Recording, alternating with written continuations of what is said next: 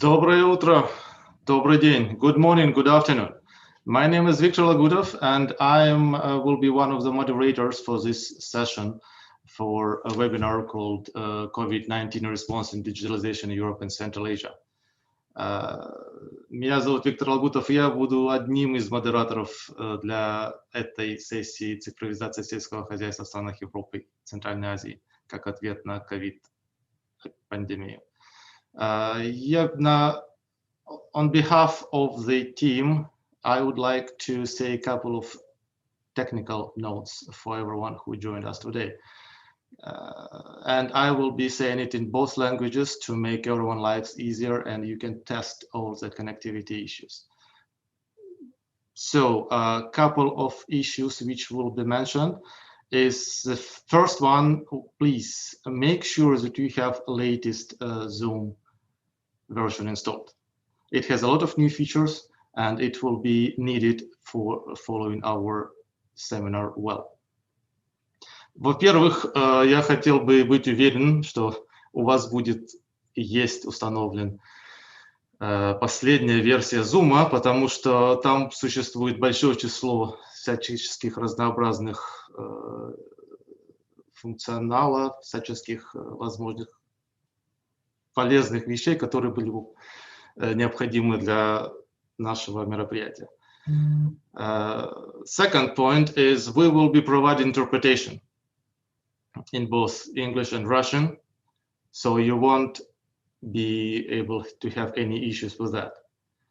Мы будем обеспечивать перевод, и пока я говорю все эти вводные сообщения, пожалуйста, поиграйте немного с экраном, с Zoom, и убедитесь, что вы находитесь на правильном канале, русский или английский. Third point, we are in webinar mode, so we don't have any webinar or audio, we don't have any video or audio coming from the audience. For communicating with us and for communicating with the team, please use chat or Q&As.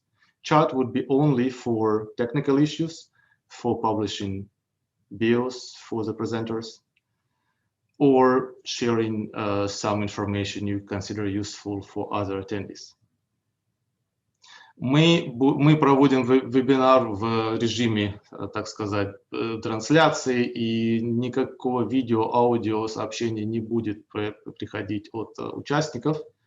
Поэтому все, кто заинтересован, все участники, все слушатели, кто заинтересован в том, чтобы поделиться своим опытом или задать вопросы, пожалуйста, используйте специальные функции, которые вы можете найти внизу экрана, такие как чат и вопросы и ответы. Чат мы используем только для технических вопросов, для того, чтобы вы сообщили о своих проблемах нашей команде. И также, если вы можете там найти какую-то биографию докладчиков. Если у вас есть вопросы и ответы, вопросы какие-то, пожалуйста, используйте вопросы и ответы функционал. Следующим моментом является то, что иногда мы, конечно, живем в цифровое время, и у нас часто появляются всяческие проблемы с соединением. Если такое есть и переводчики не могут переводить вовремя, пожалуйста, сообщите об этом, в своих проблемах в чате, и переводчики также смогут что-то ответить и сказать, что, пожалуйста, мы вернемся, как только будет возможность соединиться. Next point is that we sometimes have some issues with connectivity indeed, and if interpreters were not able to translate, they will communicate it verbally and continue translation as soon as possible. So please be patient about that. Next point and final, we are live and we are running this, broadcasting this event and recording it, and be ready with being available online and recorded if you have your questions. Последний пункт, который я хотел бы упомянуть, это то, что этот вебинар записывается и транслируется вживую на канале YouTube. На этой ноте я хотел бы официально передать слово для welcome remarks региональному лидеру программы Раймонду Еле. On this note, I'd like to give the floor for official opening after those kind of technical remarks to FAO Regional Program Lead Raimund Yele. Please, Raimund, the floor is yours. Thank you very much, Victor. Good morning, dear colleagues, dear friends. Good afternoon. Dobry utro, dobry den, dobry večer. Distinguished speaker, panelists, participants, it's really an honor and a pleasure to welcome you to this regional webinar on the COVID-19 response and digitalization in Europe and Central Asia. I'm just coming, in fact, also from the EU FAO strategic dialogue. Actually, this is still running, and where digitalization, of course, is also a key issue of the discussion. So the webinar today is really very timely, because technology and innovation are of paramount importance in FAO's work, and it's increasingly going to be really important. It's a key element of the strategic framework, of the new strategic framework 2022 to 2031. So really for the next 10 years. It's widely recognized that digitalization can and is a key accelerator supporting the transformation of the food systems. And the food systems itself is a key accelerator in order to achieve also the SDGs. Digitalization supports achieving economic, environmental, and social sustainability in the agro-food system. And therefore, it's really a key element also supporting our aspirations, leaving no one behind. So technology, innovation, and digitalization are embedded in the regional work program with our focus on smallholders and youth, food systems transformation, and sustainable natural resource management. Emerging technologies are already changing the food and agriculture sector, yet most of the governments or the agro-food systems actors have yet really to harness their powerful potential. So helping farmers take full advantage of new approaches, such as digital agriculture, precision agriculture, biotechnologies, and innovation in agroecology to increase food production whilst respecting the environment will need to be emphasis in national policies. To give an example, agri-food sector can harness digital tools ranging from e-commerce, mobile technologies for increasing access to markets, to the use of also artificial intelligence for improved pest controls and crop genetics, as well as tools allowing an optimized management of natural resources and early warning of food security threats.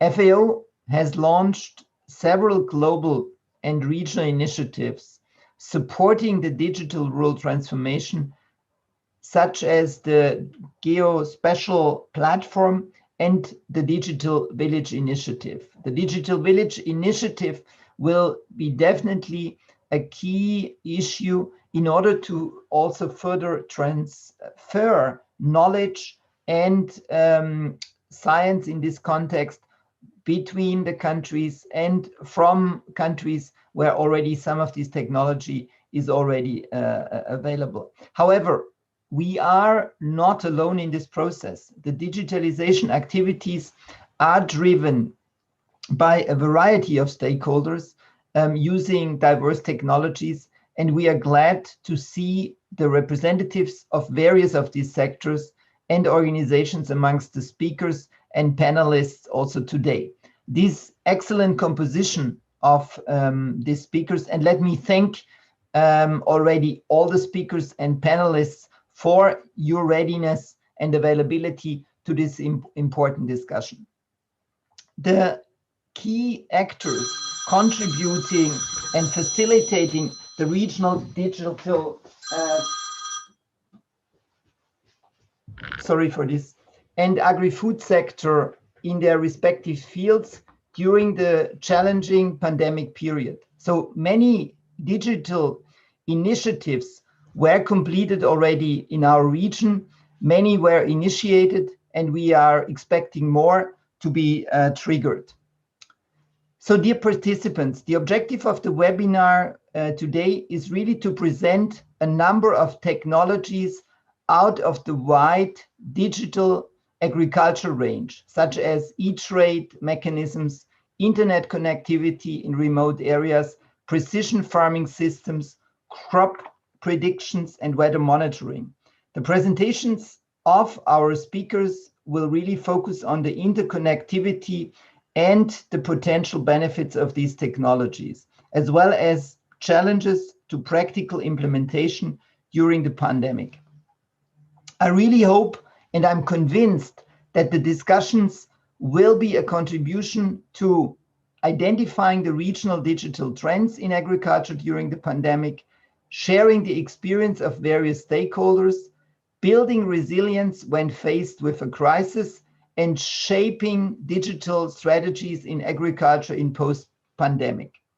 I also invite you to use the webinar really as a basis for further exchange and collaboration in this important area of digital agriculture, and I would very much welcome further collaboration in this area. In concluding, a quick remark about the series of these webinars. With this session, we are closing the series of 12 webinars that we have started just a year ago, with the aim of facilitating multi-stakeholder dialogues on the impacts of COVID on the food systems. I think the series provided really an excellent opportunity to exchange experience, amongst others, on extension services, smallholders, research and innovation and migration, as well as many others. You can have the recording available on the website of the regional office, but they have been also all been made available on YouTube. So with this, I'm really looking forward to the discussion today and a fruitful exchange. And of course, this as a starting point for a continued dialogue. Unfortunately, I cannot stay with you for the whole session. So I wish you really good luck and an interesting deliberation. Thank you. Back to you, Victor. Thank you, Raymond. An excellent overview of our meeting today and what was done and will be done by FAO in the region.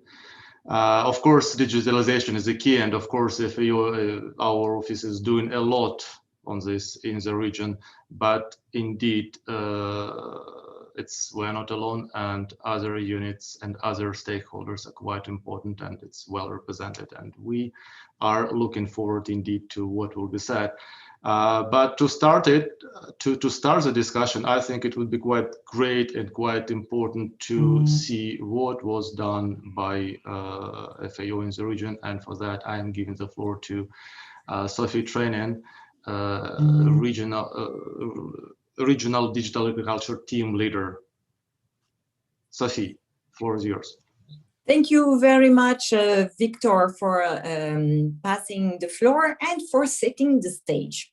So we have been working on digital agriculture, of course, way before COVID. And let's go immediately into the next slide to really show that information and communication technologies, digital technologies are nowadays everywhere. Whether it's on our phone, computer, whether we are using broadcasting, web platform, clouds, remote sensing, artificial intelligence, sensors, digital communication, robotics, software solution, Internet of Things, blockchain. So you see a great diversity now of technologies. And in the next slide, you will see that in agriculture, there are a lot of opportunities offered by these digital technologies. We are using them in agriculture extension and advisory services. They are helping us for a more sustainable farming. but they are also very important for disaster risk management and early warning system. With market being disrupted during COVID time, digitalization was really something important, and it can really enhance market access. And we want to be sure that our food is safe. So the traceability is also a sector where we can work with digitalization. But not only that, also financial services and insurance. And we are using also digitalization for capacity development and to empower people, communities, women, youth, and also elders. So we also have the digital skills to improve the usability of digital technologies. But this cannot happen if you don't have a regulatory framework. And this is why we are also working on strategies and making sure that this is embedded into national programs, agenda, and that everybody is involved. So let's move now to how is the digital divide. It is unfortunately still a reality. It is a reality, and it is more so even in rural areas. During the COVID time, there was an increased demand of connectivity for e-commerce, e-health, teleworking. But in rural areas, and some of us connected today are really facing this, the connection is unstable, irregular, of poor quality, and we pay the same price as in the cities. So there are still room for improvement. And we realize that there is a lower use of digital technologies in agriculture in rural areas. And this is specifically true for smallholder farmers. And this is maybe due to poor services and lack of investments from farmer side, but also investments from public sector sides. So let's see how is our region and these challenges. So the human challenges in our region can be embedded in these different factors. The young generation is living rural areas, and we need to attract and keep the rural areas and agriculture as attractive for the young generation, because our farming population is really aging. The average age of a farmer is above 50 years old. And the majority of farmers are smallholders. With the COVID, we have seen that due to the seasonal migration, there was shortage of farm labor. So this is something that was already an issue, but that has been exacerbated during the COVID pandemic. We also face another problem is the negative connotation of the word cooperative. So we need to really enhance collaboration, cooperation among the smallholder farmers. And some farmers, not the young one, but the older generation, has a conservative attitude towards technology. Women and elders and poor have less access and control over technologies. And because a lot of issues are related to their digital skills. So let's move now to what are the challenges in the next slide of smallholder farmers. So in the region, the farm size varied a lot. Because we have very small farms to extremely big, and still they are called smallholder farmers. So it's really depending from one country to another in the region. And what are the issues is that the technologies are sometimes available, but not always adequate for small farmers' reality, because you need to have a larger farm to be able to do that. So some what we have to make sure is that small orders are not excluded from policy in incentive and rural services. We also have to face another challenge, is the capacity to generate, use, and manage data and information at all levels, whether it's farmers, service producers, or regulators. And so access to and control of data in the agri-food sector is also still something that we need to work on due to the limited integration in market change, the limited decision-making powers, and unclear on-farm data ownership, whether it's a farmer or is it the private sector or the government. So we need to also regulate this and have clarity. Let's move to the next slide, please. So all these issues and challenges can be summarized with keywords, and we are using some of these. So be sure that technologies are accessible, affordable, appropriate, adaptable, and actionable. And this is related to replying to the barriers I've mentioned to you about the connectivity, the cost, the content, to have good content, localized context, which is really replying to the request and the needs of the people who are in local and rural areas. Their capacity at different levels, whether it's institutional or whether it's individual. And we need to also have trust in what is being done and confidence in using these technologies. And this is why we should reply with a people-centered approach, using participation and partnership from the different sectors, participation from the different actors in the society, and the partnership between public, private, civil society, academia. So this is a long process, and it should be based on learning lessons from the practices, whether they are failures or successes. So hopefully we should keep this digital transformation simple, sustainable, and as an approach, a system approach. And the publication there, it's really to show you that all these aspects have been covered in the publication on gender and ICTs.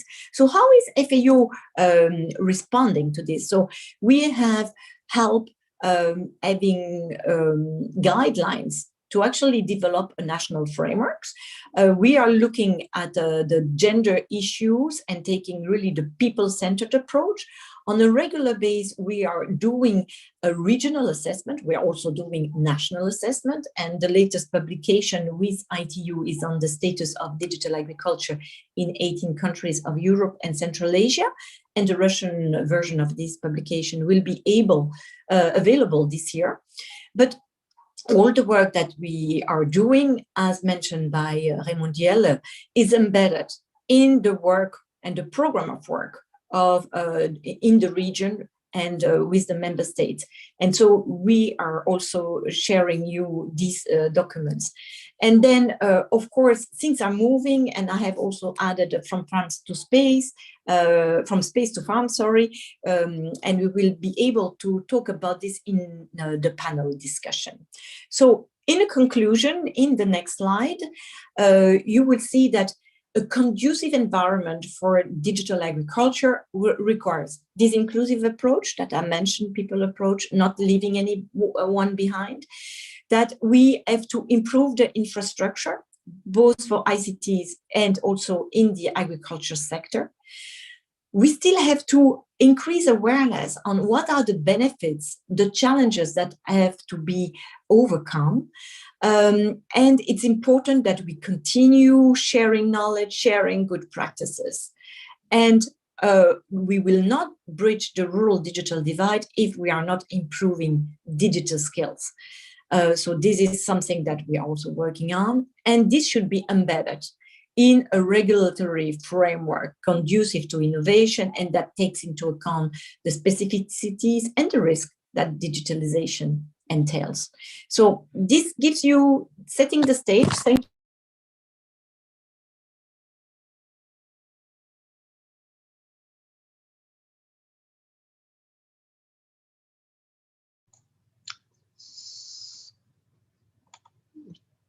I think we have some technical difficulties if you were not hearing you. Thank you. I'm giving you the floor, Victor. Okay, great, Sophie. Thank you so much. Again, it's a very good overview of what was already done and what is to be done, and how digital agriculture depends on many sectors and many prerequisites, I would say. And it's great that you outlined all those elements. Out of all those variety of prerequisites, maybe connectivity to rural areas will be one of the main ones and one of the major obstacles. And on that note, I'd like to give the floor to Yaroslav Ponder, who is coming from International Telecommunication Unit. Yaroslav is head of European Office of the Union, and who's better than him can represent the digitalization and connectivity trends in the region. Thank you very much. Please, Yaroslav, the floor is yours. Yes, thank you very much, Victor, and thank you very much, Sophie, for inviting ITU to this very important dialogue on the digitalization of the agriculture, which is very close to our heart. We, as the ITU, being the UN specialized agency in charge of the ICTs, we are paying very much attention to the connectivity, but also to the meaningful connectivity. It's not only about providing the cable to the home and to the unit, but also to build upon this what creates real value proposition. And I think that this value proposition in case of the agriculture can be really much more strengthened, but certain parameters have to be also addressed, and many of those already Sophie has addressed. So recently, in the preparations towards the World Telecommunication Development Conference, which is our milestone conference discussing all digital transformation undertakings by the government and taking a look how to accelerate the transformative power of the ICTs for the SDGs. We have prepared and took a look at where we stand with the connectivity. And today I have the pleasure, not speaking only on behalf of the European region, but also our colleagues from the CIS region and to the office which is placed in Moscow. So we encourage you to download those two publications as they're going a little bit in depth and giving good understanding the challenge of the connectivity in the context of the digital transformation. Next step. Next slide. So, of course, all of us, we have the feeling that the world is becoming mobile, and this is true, and it's true for all Europe and Central Asia, as we see on those graphs. The equally European and Central Asian countries are well connected in terms of the providing the access to the and to the ICTs through the mobile connectivity. Usually going up to the 4G, but now we are entering in the new phase of implementation of the 5G, and many countries are just embarking on this important journey, which requires additional investment. But the technology which will offer us not only to make the real gigabit society reality, but more importantly, providing also the proper foundation for digitalization of the sector, and providing the sector the possibility that Internet of Things, smart agriculture, and smart production becomes reality, that artificial intelligence, about which we are reading so much in the context of the agriculture sector, can really debark and to grow in terms of the applications of different services. So next slide, please. So this is the reason why we are also taking a look at the use of the mobile telecommunication in terms of the mobile broadband. And we see that when we are diving in those numbers already, the use and the number of the subscribers is very different and diverse and very different from this what we've seen from this just simple subscription to the mobile technology. So let's keep in mind the connectivity is good, but the quality of the connectivity and the access to the broadband through the mobile technology has an important meaning. And when many of you going through the countryside, very often experience the lack of the connection, lack of the connection and the service, basic service, voice service. So in order to change this, we need to also make the systemic change, which we will be talking about just in a second. Next slide.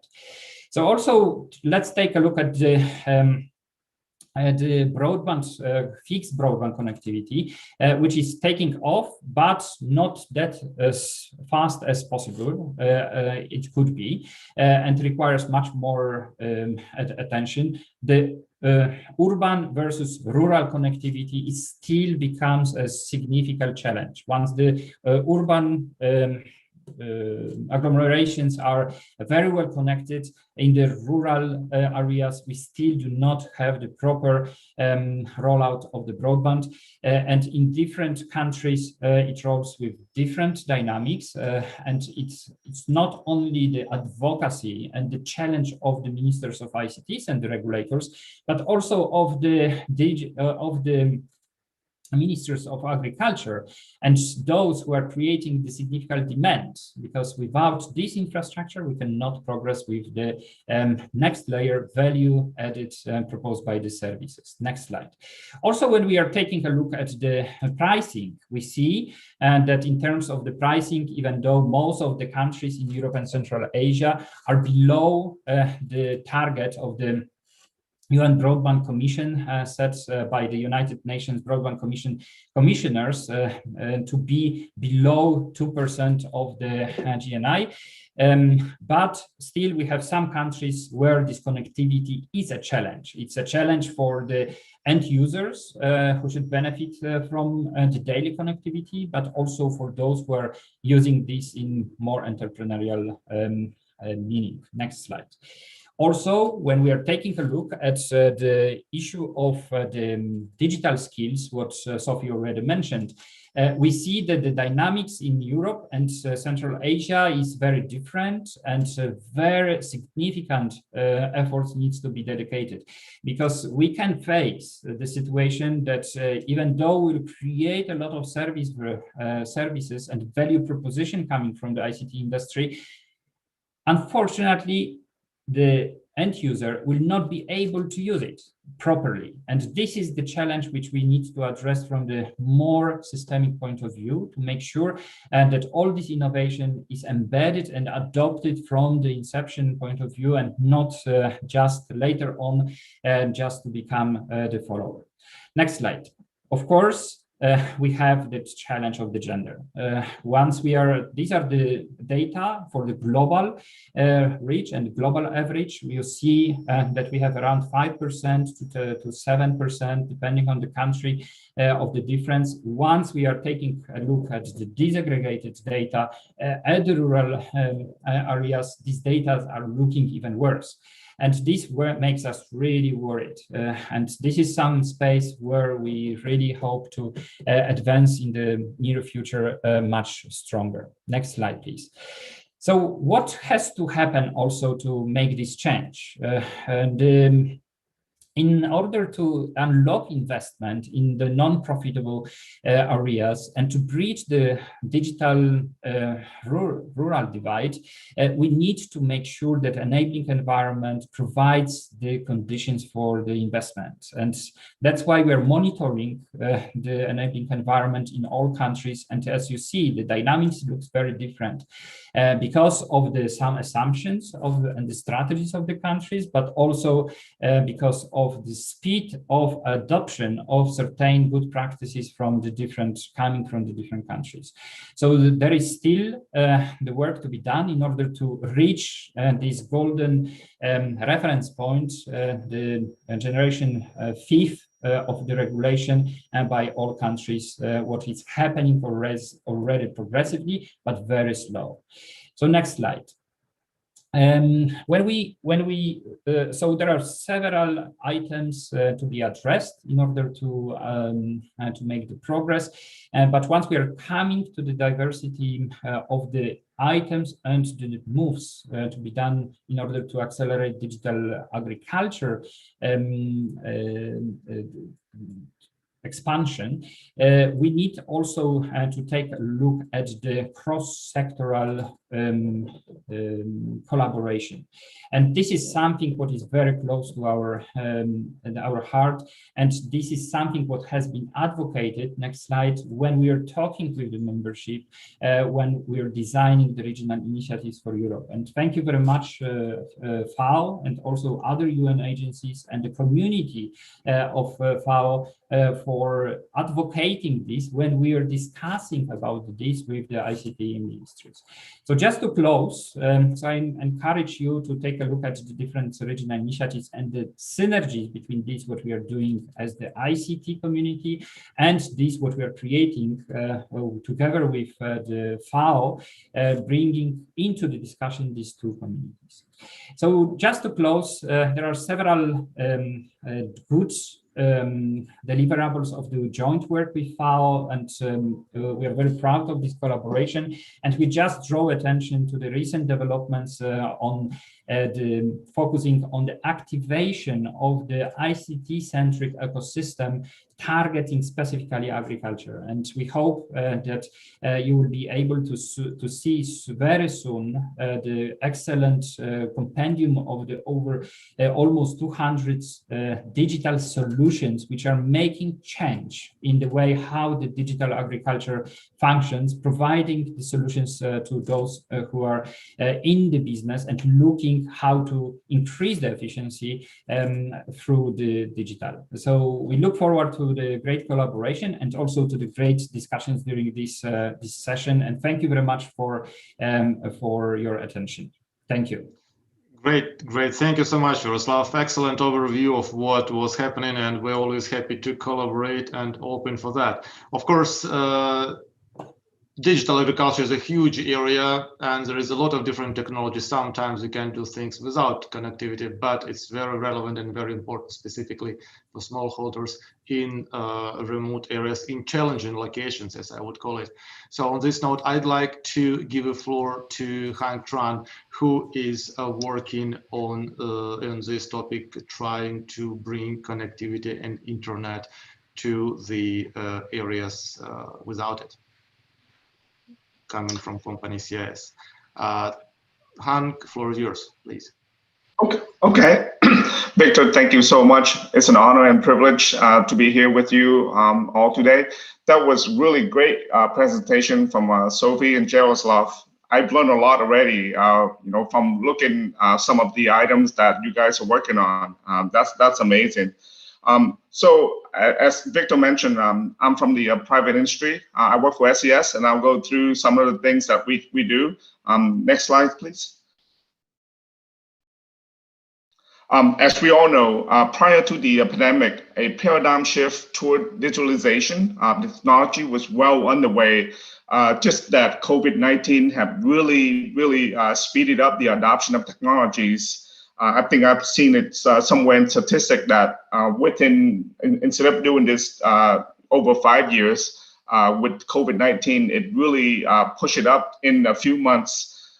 As you can imagine, last year when COVID happened, all of a sudden, we were asked to do the remote work. The kids were asked to stay home to do distance learning.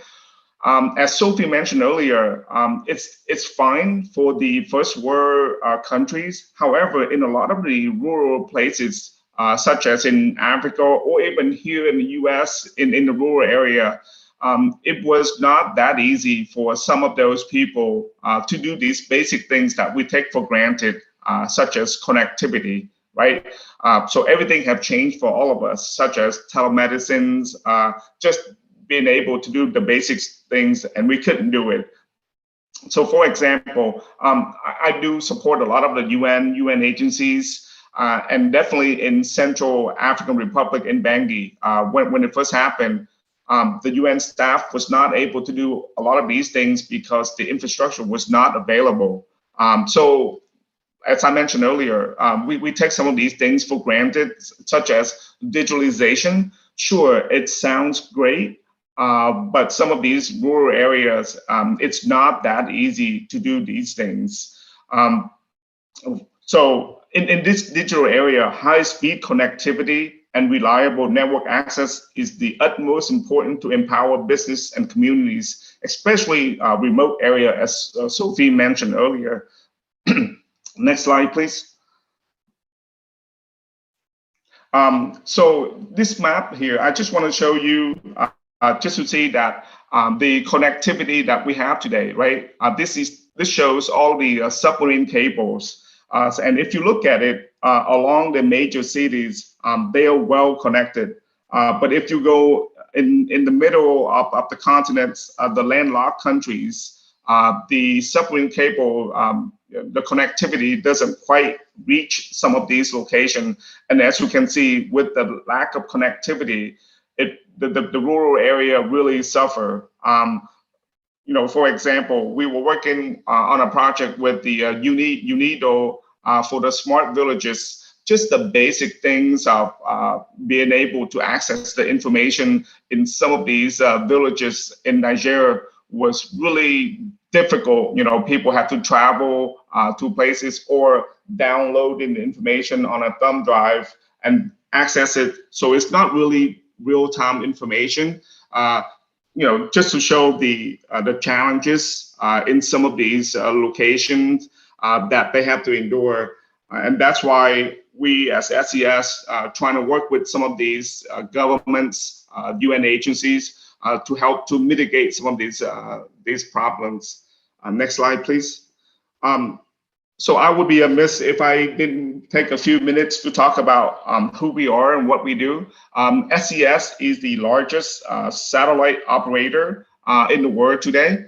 The headquarters is based in Luxembourg.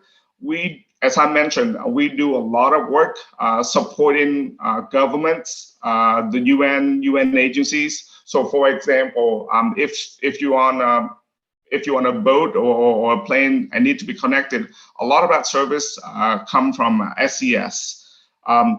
As I mentioned, we do support and work with the emergency telecom clusters supporting disasters. So if there's a hurricane or a flood that take place, we work quite well with the ETTC, which is really typically sponsored by the World Food Program, to go through and support a lot of these disaster responses. Next slide, please. As I mentioned, SES is the largest satellite operator today. In a lot of these locations, whether it's on the fringes of the Central Asia or in the landlocked country, you know, jungle of DRC, the best things to reach some of these locations is through satellite, because the fiber, it's either difficult or it's really cost prohibitive for a lot of these telco companies to be able to extend the range out to some of the location. This slide just to show you the innovation that we are working on. We've been using this technology to support a lot of the markets in Central Asia, Africa, and it really helps a lot of the market that we hear. So for example, simple things as someone being able to pick up the phone and ask for the weather or the price of a certain crop, that really gives them real-time information that they didn't have before, right? At the end of the day, we want to provide the real-time information to the villagers so that they can, you know, make a smart decision based on this information that, as I mentioned earlier, we take it for granted on a lot of places.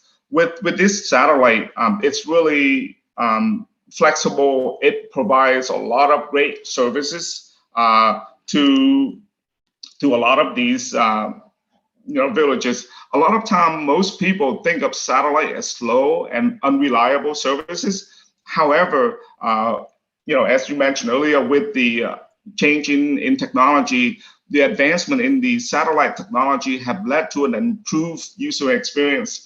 Gone are the days of endless buffering due to the high latency and low speed internet, right? We have proved for the past few years that passengers on cruise ships or on the planes are able to serve the information just as today. So the next time you want to take a nap on a plane and you must check the service, you can thank us for that. On this one, I just want to show that when we come in and do a project with a lot of these locations, we want to work with local telco partners. Why is that? From our experience working with the governments and the UN agencies, it's good that the local companies, they know and understand the regulations, and at the end of the day, it's good for the economy that we work with a lot of these telco companies. If I may interrupt, you have 1 minute left. Okay, next slide, please. I just, on this one, just want to show a couple of the projects that we work with other agencies. So for example, this past April, we signed an MOU with the Kazakhstan government supporting their digitalization process. If you can move on to the next one. Just to show that, there's a map where a lot of the small villages that it's difficult for them to access the information that we mentioned before, right? The ability to access the information, the payment system. So with this connectivity, it really brings the people and the villages together. And really, at the end of the day, right, it's access for everyone. Last but not least, go back to the first slide, right? So even once the COVID is finished, go ahead to the next one, please. Yeah, even when post-COVID, there will be no return to normal. I mean, the remote work arrangement, the hybrid distance learning, telemedicine, I think it will be here. And connectivity is part of the infrastructure. So with that, Victor, again, thank you so much for having me, and I'll turn it over to you. Thank you, Hank, and apologies for interrupting and just making your smooth talk a bit interrupted. Yet, and apologies in advance for all other speakers who will have to interrupt if you're going above 8 minutes as we agreed. I have my noble duty in front of all the attendees that we will try to stick to 2 hours as we scheduled. So on that note, I mean, it's great indeed what you were referencing and mentioning, and of course, partnership and collaboration is a key between public and private stakeholders in bringing connectivity to all those challenging areas in challenging times. As you said, it's very COVID indeed is a very challenging time for everyone. But and as Yaroslav mentioned, it's very important to make this connectivity meaningful, and that's our next session will be devoted on that. And before going there, I can see some questions in our Q&A session, Q&A functionality, and I'm inviting again anyone to publish your questions there were relevant to that meaningful connectivity and all the aspects or different applications. I'm trying to see if we have any questions about connectivity per se in the Q&A session, and I see many questions already answered. I am kind of maybe should bring up one of the questions and discuss it. If we can do this quickly, we're a bit out of time, but if we bring one, and I think it will be quite relevant if someone, you, Hank, or Yaroslav, can answer the question. Let's say, let me pick one here. That was about any subsidies for smallholders, if it's possible to get subsidies for smallholders to invest in technological infrastructure. If you can briefly somehow reference to it, because we do know connectivity costs a lot, and it's a lot of funds required for this? You, Hank, said it's not expensive, but if you can reflect a little bit more on this, and Yaroslav, within short answer, that would be great. Again, I will repeat the question. Is there any international subsidies? Is there any international, the question jumped.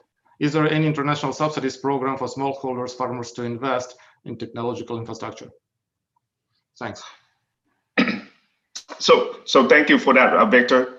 We do a lot of the projects, whether with countries in Africa or Central Asia, and if necessary, SES, we do make donations to some of these projects when it's necessary, right? And then we do a lot of this stuff. For example, last year when COVID-19 hit, we already support the UN agencies, and we made a lot of donations to some of these agencies during this difficult time. So yes, as part of the corporate social responsibility, when we work on some of these projects, we do make donations toward it, and we can certainly take it offline, on a specific project as well. Great to know. And it's anyone who was attending can see all their credentials, and if there's any discussion or interest from participants, they can reach you out indeed. Thank you so much, Hank, for that. I'm turning to Yaroslav. Do you have anything to add on that specific question? Do you? Yaroslav? Probably no. Okay, good. So I think it was well answered,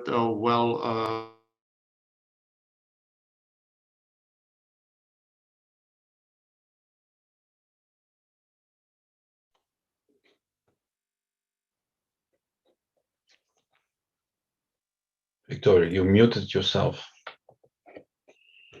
Great, thank you. I did indeed.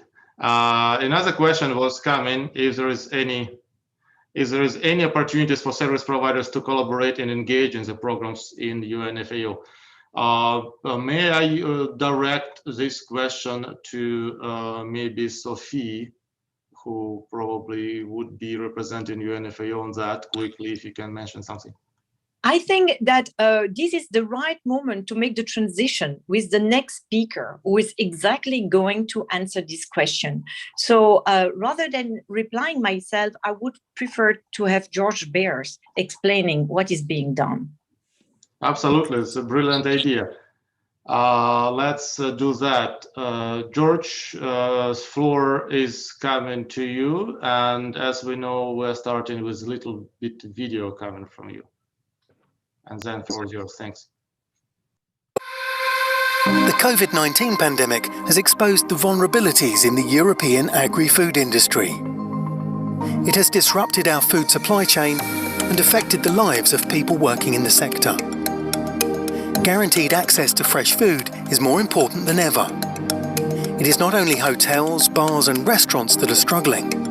Travel restrictions are also causing severe labour shortages in the agri-food sector.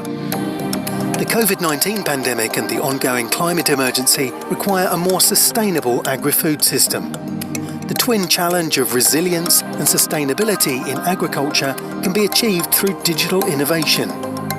This is how the Smart Agri-Hubs community responded. The creation of online marketplaces allows the most vulnerable members of society to satisfy their basic needs in an efficient way, as our digital innovation hub, Pays de la Loire, has shown. The use of robotics, precision agriculture and online matchmaking services can address critical labour shortages. Our flagship innovation experiment, Autonomous Greenhouses, tackles this. Most of the solutions will encompass a digital application. Whether it is through data-driven platforms, AI-based tools or matchmaking algorithms, the potential is enormous. Smart Agri-Hubs digital innovation hubs across Europe assist in the development of these solutions and foresee what is needed to bring these promising ideas to the market. Thousands of organisations and individuals have joined up within the scope of this project. The Innovation Portal helps to deliver a digitalised European agri-food sector that remains efficient yet is still resilient and sustainable. The community is expanding enormously. Join us and be part of this sustainable wave.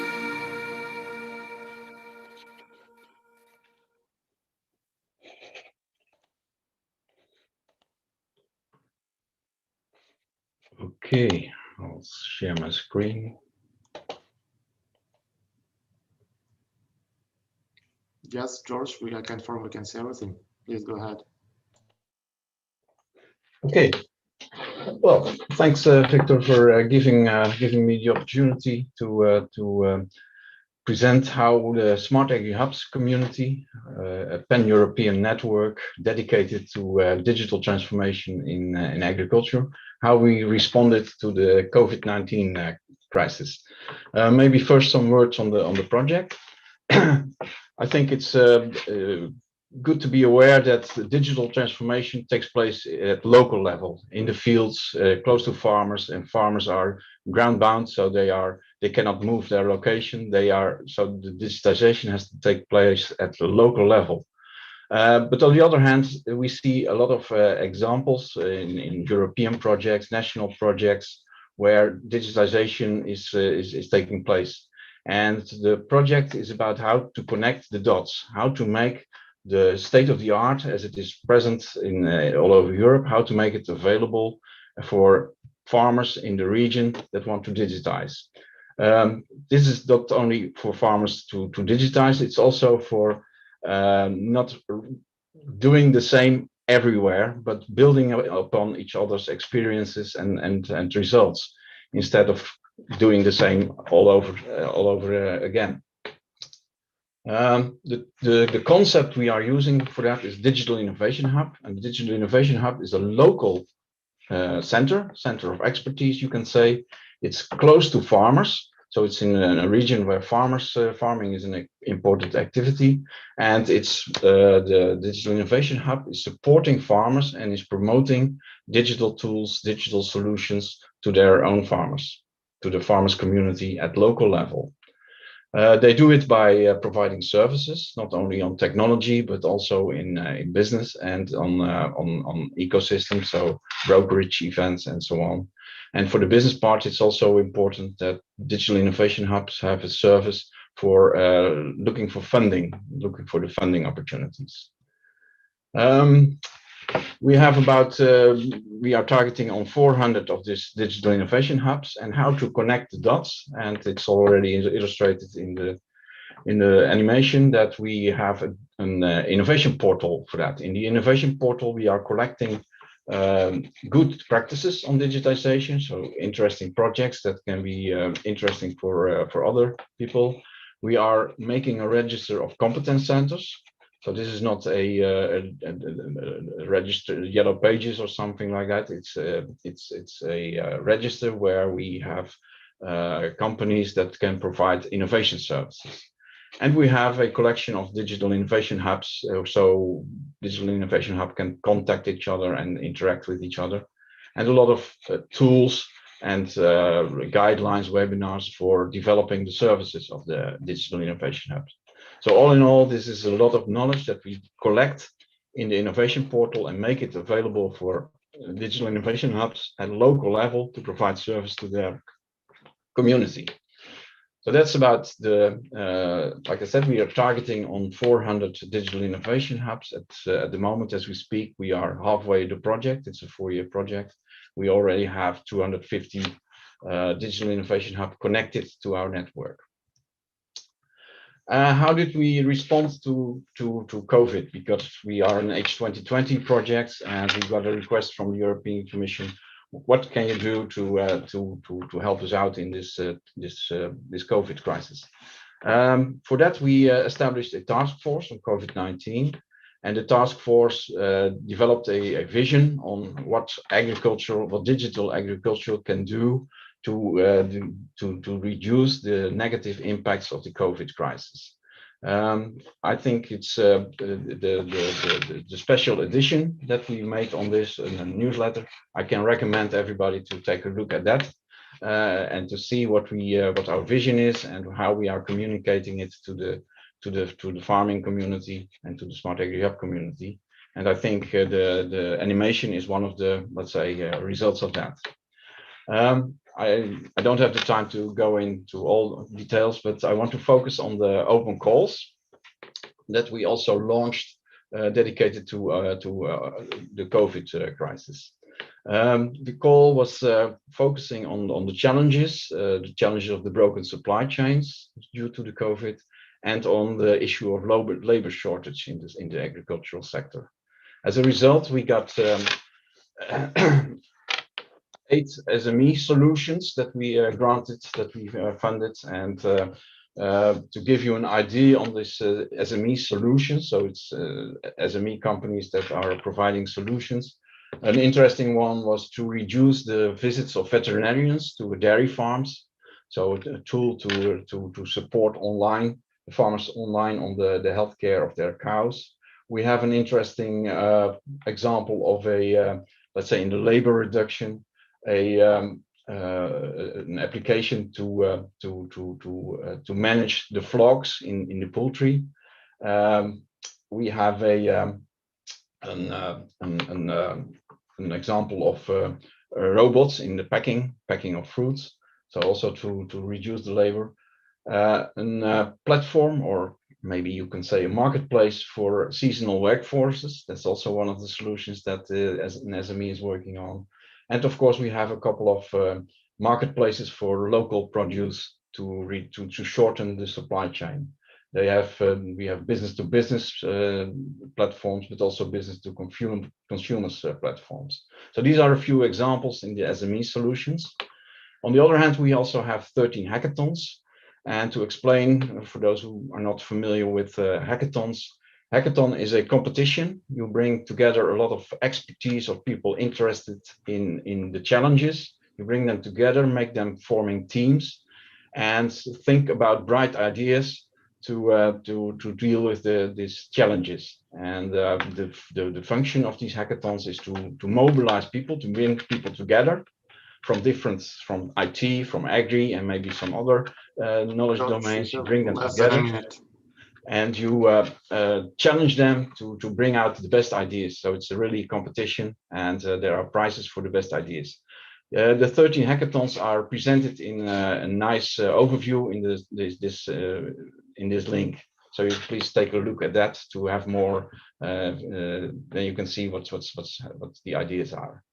So in summary, I think the Smart Agri Hubs community responded quite efficient and effective to this COVID crisis, and I think it's for the audience today. It is important that we are in an open innovation, so everybody is welcome to join us. If you want to establish a digital innovation hub, please register yourself on our web portal.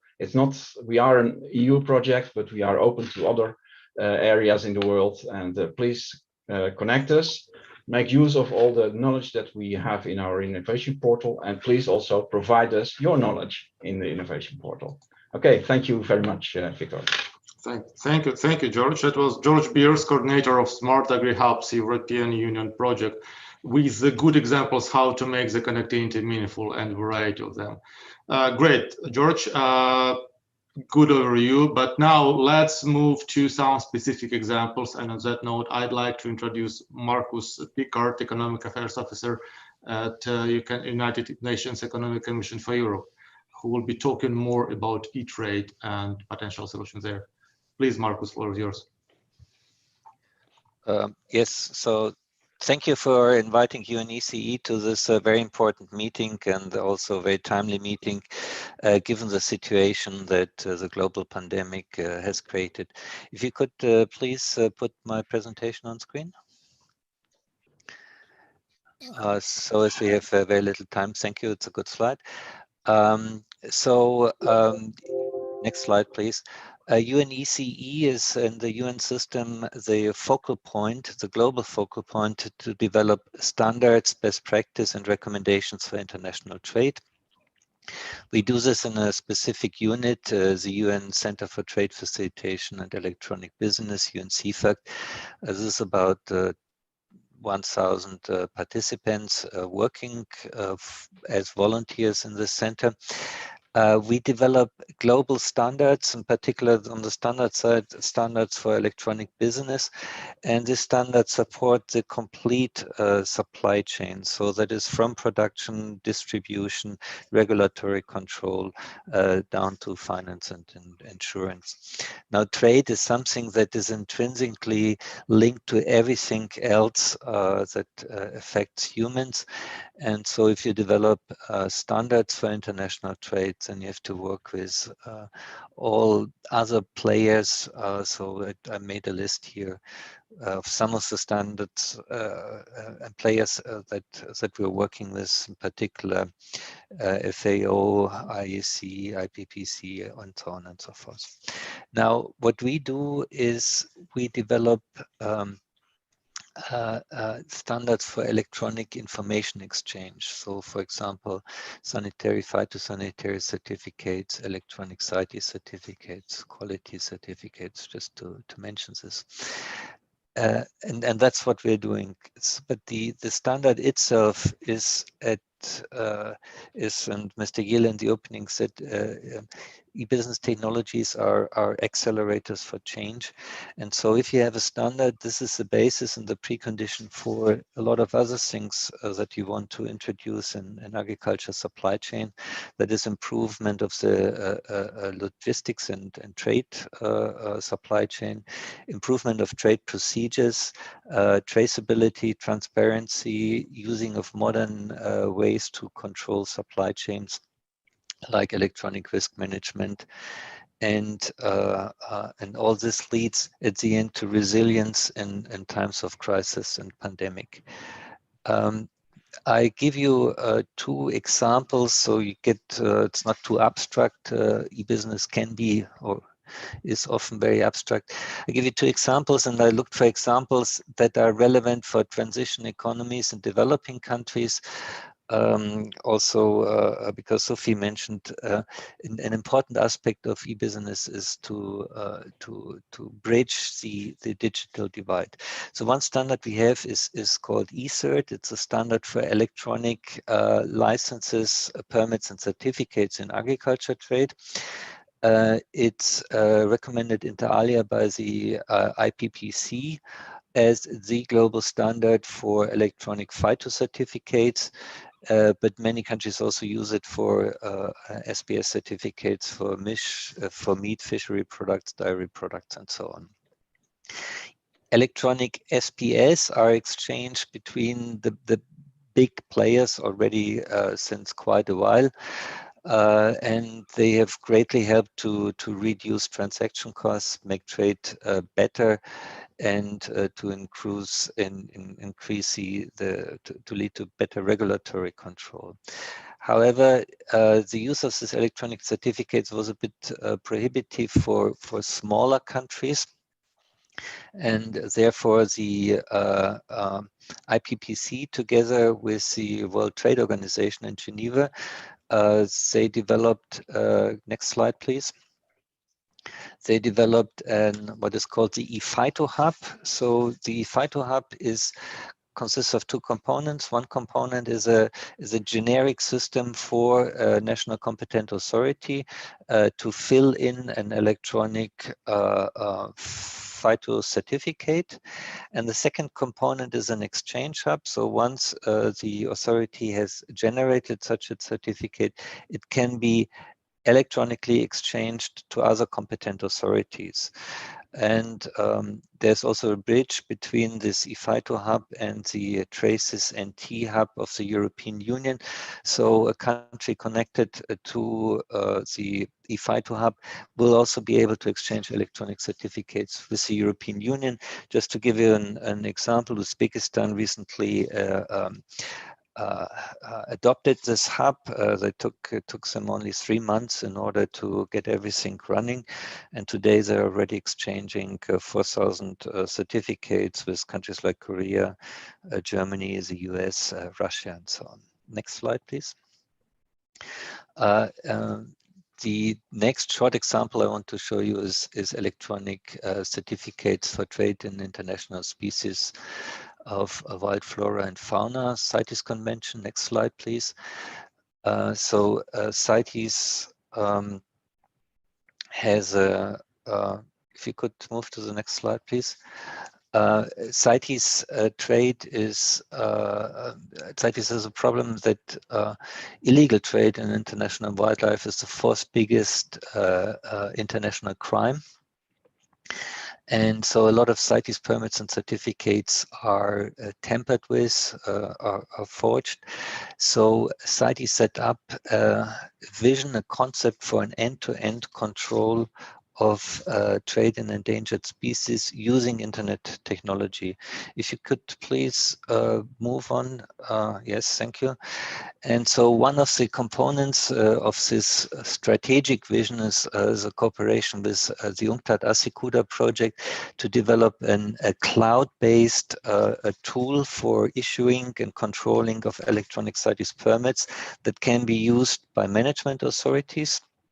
This is the UNCTAD Assikuda base solution. This system, as I said, is cloud-based. Traders can actually request permits using mobile phones or any other stationary computer equipment, and even the government agencies can control in a personless manner the complete workflow and the approval of this permit. The system, the first country where it was implemented was Sri Lanka in February of 2020. Very shortly after the inauguration of the system, Sri Lanka had to go into a hard lockdown. All government agencies were closed. I talked in spring of last year, I talked to a trader, and the trader told me before it was taking months and longer to get such a certificate, and I would have to go several times to the management authority. With this new system, we had a zero disruption of our export procedures. And he said without that system, they were exporting Nepenthes, so that is ornamental flowers. He said I would have lost my complete production. So, a minute, Marcus. Yes, thank you. So next slide. And this is basically what I just said. If you can go to the final slide. So what I wanted to show here is the two main pillars for electronic business. So it allows efficient controls and supply chain operations, which is faster movement, less waste of produce, and paperless, contactless clearance of goods. And the other, I think, very important aspect is, and that was said in the presentation of George before, we've seen in the COVID pandemic a disruption in the supply chain. We have seen major shifts both on the production and on the consumption side, and that required a lot of changes in order to deal with this disruptions. And electronic information and the possibility to use electronic systems that are acting on this electronic information was one of the pillars that kept international agriculture trade alive and still keeps it alive in the current pandemic. Thank you. Thank you so much, Marcus. It was also a good overview of various applications and ways of making connectivity meaningful. Thank you so much. Now let's move to a little bit different area, to Earth observations and to using all other chunk of technologies like satellites for precision agriculture, etc. Douglas Cripe, Senior Scientific Advisor from Intergovernmental Group on Earth Observations, with his presentation on GeoGlam. Okay, thank you, Victor. Can you hear me okay? Perfect, loud and clear. Great. Thanks so much for inviting me to participate in this webinar on behalf of the group on Earth observations. I just want to talk a little bit about, in a first instance, the Global Earth Observation Agricultural Monitoring Initiative. Actually, it's a flagship of GEO. which, as you may know, GEO, the Group on Earth Observations, is an intergovernmental partnership of over 100 countries and participating organizations. And GeoGlam is working to fight food insecurity, markets through the use of Earth observations, as you just mentioned. The Group on Earth Observations Global Agricultural Monitoring flagship was initially launched by the group of 20 agricultural ministers in Paris in June 2011 as part of the ministers' G20 action plan on food price volatility. And since 2011, GeoGlam has expanded its focus to include a broader emphasis on global food security. GeoGlam delivers on its mission by producing and openly disseminating consensus-based, relevant and timely and actionable information on agricultural conditions and outlooks of production at national, regional, and global scales. And here you can see the final declaration from that meeting in Paris in 2011 from the G20 agricultural ministers. GeoGlam participants include representatives from most G20 nations, as well as many other countries and several international organizations and NGOs. Participation is from more than 120 institutions and over 50 nations, with beneficiaries from least developed nations, further expanding the reach of GeoGlam. The main product that GeoGlam initially put forth was something called the Crop Monitor for the agricultural monitoring information system. And this produces monthly crop condition assessments for wheat, maize, soybeans, and rice. Since 2012, GeoGlam information has covered AMOS major importing and exporting countries, and the crop monitor encompasses over 80% of global production, consumption, and trade volumes of AMOS targeted crops. Over 40 nations and institutions contribute to the crop monitor. And then since 2016, the crop monitor for early warning has monitored crops that are important for food security by region, generally encompassing countries and regions that are susceptible to food insecurity. And participants include the major food security organizations such as the World Food Program, FAO, USAID, FuseNet, the Joint Research Center of the European Commission, Asia Rice, and others. Combined, the GeoGlam crop monitors covers most of the world. And here is an example of that comes from the latest crop monitor early warning for May, which shows conditions across Central and South Asia. And in particular, we can see that conditions in Kazakhstan, for example, are favorable for the crops that are looking at, and the planting of spring wheat has continued across Kazakhstan, Afghanistan, Kyrgyzstan. Yeah. And then the outlook calls for below normal precipitation and above normal temperatures during May and June in parts of Central Asia. And we can see again that this is the case in regions such as Kazakhstan. Now, what has been the impact of COVID on GeoGlam operations? Well, according to the GeoGlam report that is going to the G20 meeting to be held later this summer, the world is currently facing one of the greatest food emergencies in more than a generation. GeoGlam is monitoring that global food insecurity, and it is shown that it has risen due to the challenges associated with increasing conflict and the world's changing weather and climate conditions. Impacts from other events include floods, winds, and droughts, and across Africa, one of the worst waves of locusts in many, many years. What is different in 2020 is that COVID-19 has amplified the risks already facing the world's 690 million hungry people, potentially doubling the population facing acute food shortages. That's from the World Food WFP. A joint research center in Kenya indicated that 76% of the smallholder farmers were impacted by pandemic measures affecting the availability of inputs, labor, transport, and cross-border trade, and compounded by the crop loss in 16% of farms due to the locust invasions. But in response to the evolving food crisis, the provision of objective and transparent near real-time information on global agriculture was critical, and GeoGlam rose to the challenge. in 2020 and continues to do so in 2021 by providing state-of-the-science information products to the AMIS G20 community. In a year when much of the world was in some form of lockdown, the pandemic has demonstrated the importance of space-based observations to compensate for the reduction in in-ground information to provide insights on the state and challenges of producing crops in near real time. And importantly, technology in GeoGLAM's response has been responsible for managing the human dimension. Because GeoGLAM has established resilience and committed expert networks, it has been able to rally the community to continue to deliver vetted consensus information to support food commodity markets without missing a step.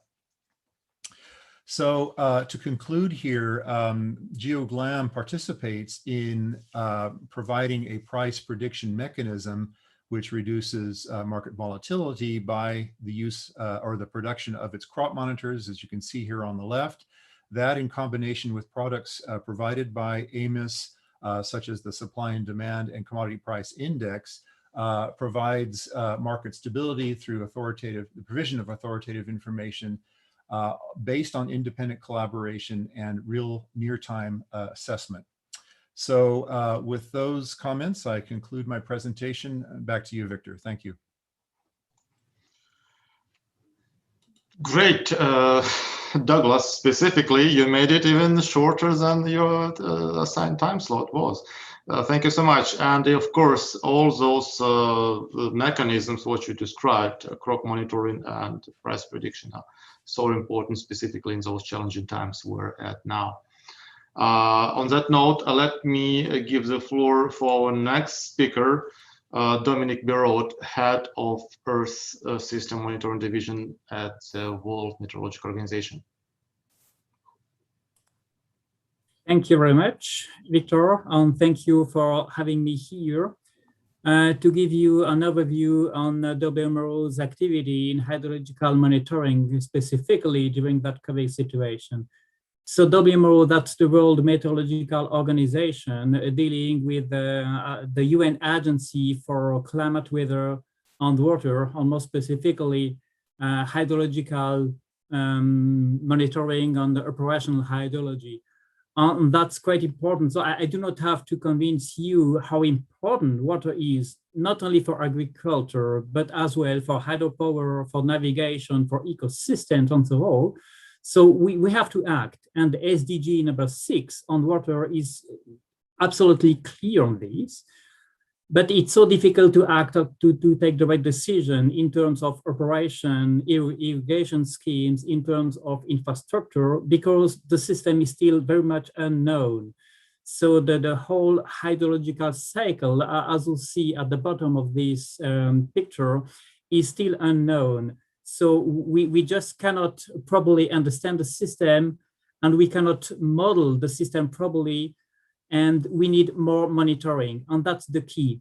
Having observations of the system can allow to build that value chain and to take the right decision. And we know for a long time that we need to increase the monitoring system of water all around the world. I'm talking about surface water, rivers, groundwater, and without forgetting the ocean, by the way. And you see from that picture, there is only a few countries that have a proper water observing system and that are not sharing that system to all the stakeholders. And that was an issue even before the COVID situation. And it was clear to us that we have to improve that situation. And the COVID situation for more than a year now has pretty much shown that there are strong limitations and that we have to improve the situation. And you see this result from a survey that in many cases, hydrometeorological services dealing with climate, weather, and water are facing huge challenges due to COVID-19 and have severe restriction of all the services they provide to population due to COVID. You see all colors but gray are where you have issues from mild, moderate, and to strong issues. and especially numerical predictions that allow for weather predictions are very much restricted due to COVID. So it was clear we have to act and to accelerate all we are doing in terms of digitalization to ensure that we are stronger on more robust for the next pandemic or whatever natural hazard that can happen. And that's even more true for specifically hydrology, and specifically true for the region we are here, so Central Asia and Eastern Europe. On that short survey from last year showed that most of the countries are facing difficulty in delivering hydrological services, data products, forecast, rolling systems. On one of the reasons being that the fieldwork is not possible, and fieldwork is important for getting to the stations, measuring stations, because still many stations are not automatized. It's on paper, and you need observers to go on the site to take the measure, and that's not only expensive, time consuming, but in case of a crisis, including a pandemic, you just cannot go in the field, and that's an issue we have to solve. And the other issue being that for most of the countries, there is huge uncertainties in terms of budgeting for operation and maintenance of the network. So it's a clear sign we have to be more efficient and to provide more support in terms of digitized solutions, automatic solutions. And that's actually what the WMO is trying to do for years now, especially building a new generation of water monitoring. And we started that long before the COVID, but the COVID was a clear sign we have to accelerate that. So you saw some presentation dealing with hubs. So we also have a hub on, it's called the Hydro Hub, building the new generation of water monitoring, and with an innovation hub aiming at finding additional solution to the, say, standard measurements, thanks to a new technology, low-cost technology, citizen observations, satellite information, as shown by Doug Cripe just before me. And we have to make sure that we can improve the whole information flux on the water, thanks to that new generation of devices and monitoring approaches. And we're working much more currently in different African regions, but very much open to discuss as well with partners for Asia and Eastern Europe. You will see some examples in a few minutes. And a concrete example is when we're talking about data sharing, we are building what we call the WHOS, the WMO Hydrological Observing System, which is an automatization of data transmission. So as soon as you have the data that are collected on a database, you can be sure that you can transmit all the data to any kind of user, stakeholders you are in your region, in your country, all around the world, thanks to that WHOS system, without any burden on question on data formatting or on any kind of data quality, whatever. We can deal with this and making sure we have that value chain from the data to the applications, including from private sector or universities or other national agencies, agriculture, natural hazard, and so on and so forth. And that's what I call a success of digitalizations, not having any burden anymore of getting to in the field for getting paper or whatever solutions, to have all solutions here in one hand, and that's provided by the WMO. And more than that, we are developing, based on those data that are collected, what we call the Hydrological Status and Outlook System, HydroSOS, which is producing information for the current situation around the world, and as well for a kind of outlook or what could be coming in the next days or weeks or even months. Are they drought expected somewhere in the world? Are they flood situation expected? and that the HydroSOS provide that. It's by the National Hydromet Services and for the National Hydromet Services with all possible stakeholders around the world. So on that, thanks to digitalizations, you can reach that kind of services. It's not only useful for the users, but it's useful as well to gain visibility to ministries and so on to show that what we can do for hydrology in terms of services for any kind of stakeholders. A few examples on what we are doing with partners all around the region, starting years ago, a multi-hazard early warning system in Southeast Europe with at least 10 countries, and hopefully some of the countries that are here at that webinar. We started together with the USAID, a modernization of the Afghan Hydromet service, including forecast system and digitalization of all the measurement networks. A Swiss consortium called IMOMO developed a new type of water level monitoring system for Kyrgyzstan that was conceived and built in Kyrgyzstan, and especially for measuring irrigation channels, water level, velocity, and then conveying that kind of information into a database then for decision makers. And it's a good news for me having an institute in Kyrgyzstan able to build that kind of devices.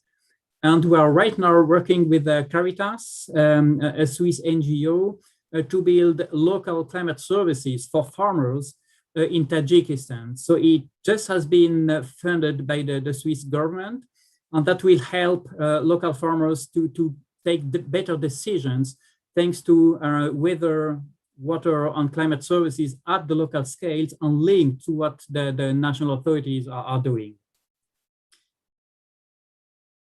And so my final slide, just to tell that we need to build that value chain, and digitalizations from the data collections to the decisions and to the final users, being populations, being farmers, being decision makers, can help this. And WMO, working with many different partners, is happy to support all these efforts. And I think that's my last slide. Thank you very much. Thank you so much, Dominic. That's great to know. I mean, no need to persuade us that water is so important for agriculture, and it's great to have you on board in this area, in this sector, and delivering all those great services to different level of stakeholders, including farmers, and making it available to them. I can see that all those questions, variety and multiple questions we're having coming from audience are well answered and well handled by speakers and by our team members. And I invite all the questions to still come in, and we will try to answer them. And I invite speakers also just to try to contribute to that actively, and like to give the floor to Sophie Trainen, who will be leading the discussion panel with the other representatives coming from this very important and very relevant and very timely sector, such as digitalization of agriculture in the region. Sophie, thank you very much, Victor. So we will have now a panel discussion, and we have invited some colleagues from FAO.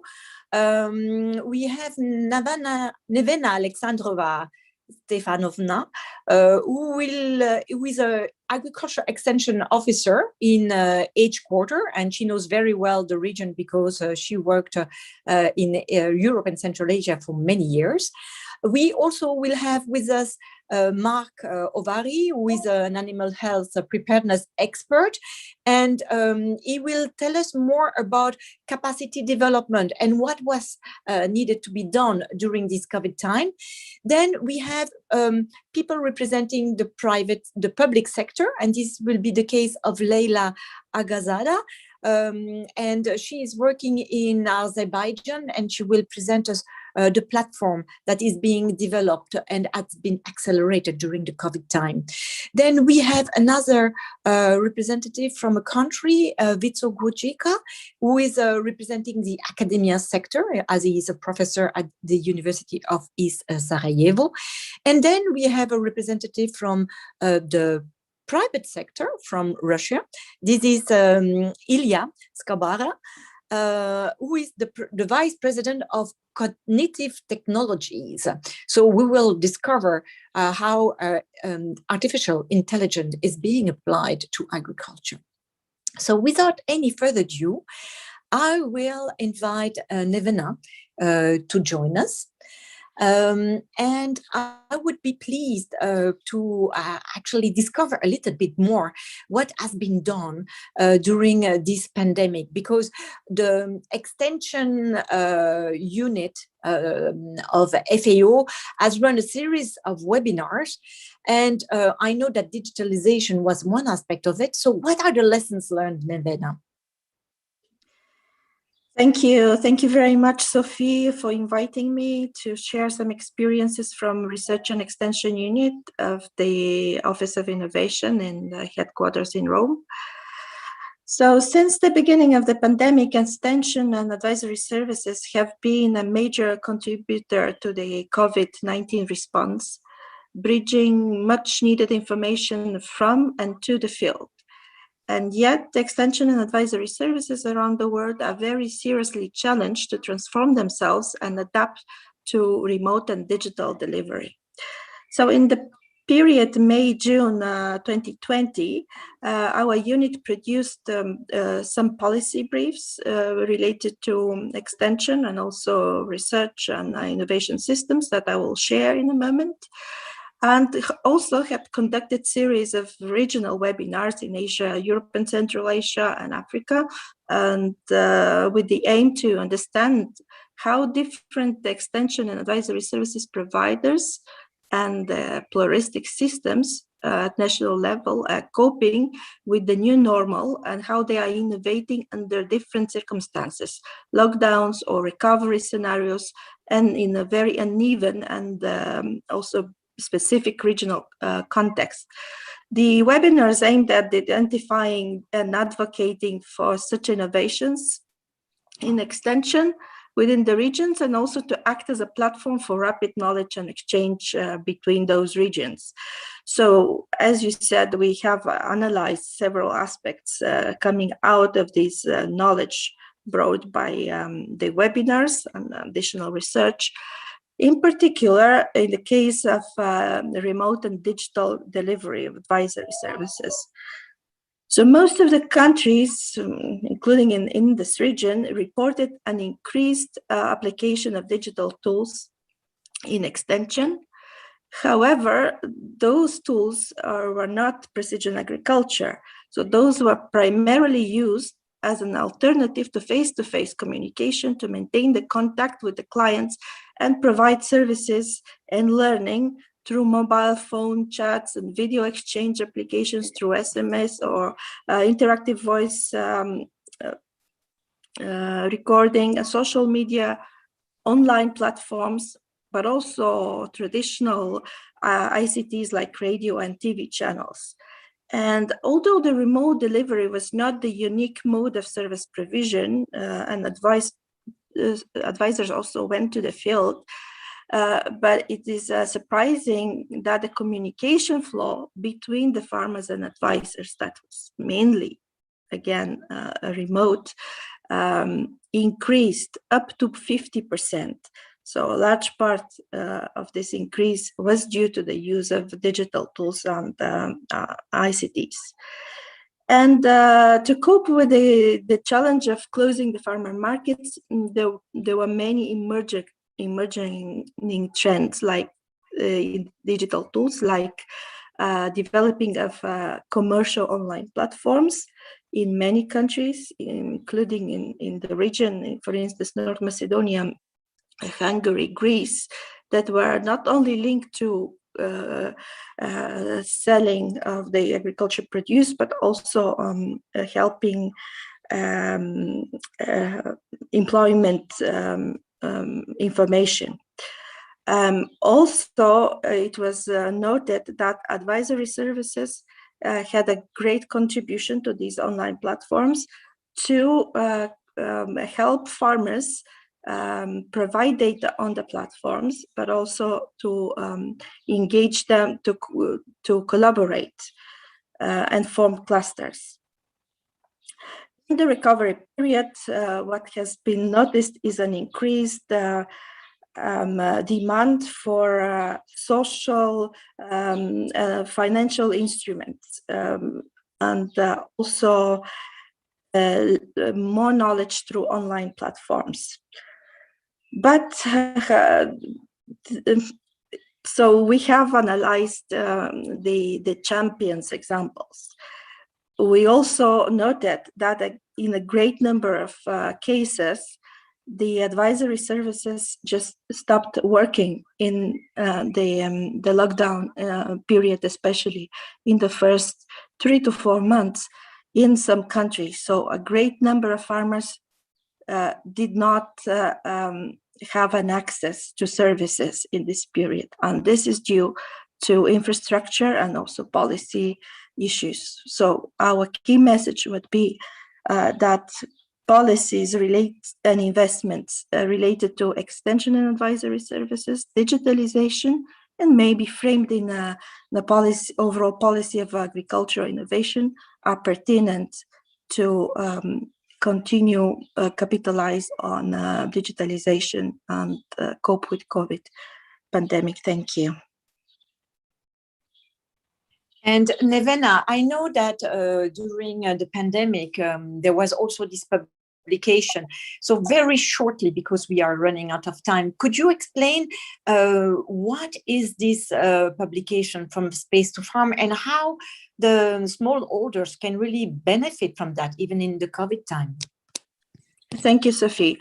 So we know that COVID-19 brought an uncertainty in the food supply chains, but we also know from experience, especially in this part of the world, during the economic transition to market economies, that small farmers and family farms were very instrumental, pertinent to cope with the economic crisis. So there is a potential here, unutilized potential for smallholders to contribute to the response and decrease the uncertainty of for the supply chains. But there is a problem in many countries. Small farms are often out of the radar of the official records and statistics, so this potential could not be evaluated and capitalized therefore on. So the project SALSA, it's a Horizon 2020 project to which FAO contributed, and I had the pleasure to lead this effort from FAO side, had developed an innovative methodology to identify and characterize small farms using open source, free of charge satellite data from the Copernicus program and satellite Sentinel-1 and 2 missions data have been used to assess the crop types and link them to the distribution and acreage of the farms. And of course, the different spectrum one were analyzed, machine learning was used, and also a farmer survey and official statistics to verify the data. And this is how this methodology was then used for policy purposes. Policy recommendations in several European regions and also 2 African regions were produced.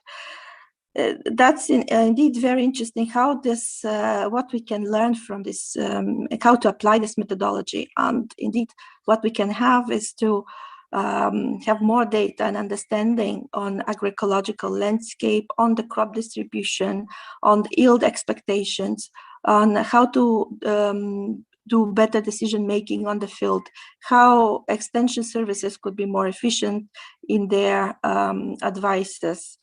Also, for policy making to empower further smallholders. And this data, again, that is very, it's cost efficient to use because we have the methodology and it's free of charge data. Saves a lot of time of normally data collection that would be done through surveys, etc. And this is why we believe it's very instrumental in the COVID-19 recovery. Thank you. Thank you very much, Nevena. This is really useful because this is really showing also the diversity of approaches from simple use of social media, SMS, to something which is more sophisticated, like a satellite information and data. So now I would like to show another aspect, and this aspect is related to capacity development. In FAO, we are doing a lot of training workshop. Capacity development is a very important aspect of our work. And most of the time we are doing this face-to-face. However, during the pandemic, our team, E-Trade team, the animal health team, they face the same issue. We had to find another solution. So I'm inviting Mark Ovary, who is from our animal health unit, to explain how they responded to the pandemic in changing their strategy. Mark, the floor is yours. Thank you, Sophie. Thank you for your invitation to be on this panel and the opportunity to share our experience on this 4-week-long all-night training on African swine fever. So to summarize, probably what is the main difference in terms of preparation compared to a face-to-face training and an online training? So interestingly, many aspects are quite similar. There's some key differences that I would like to highlight. So just as with face-to-face trainings, we define an aim and the learning objectives, which guide us throughout the course. Now, when it comes to the creation of the content, the time spent on the training material is much longer than compared to face-to-face events. It is on one hand to ensure to have optimal standardization of the material.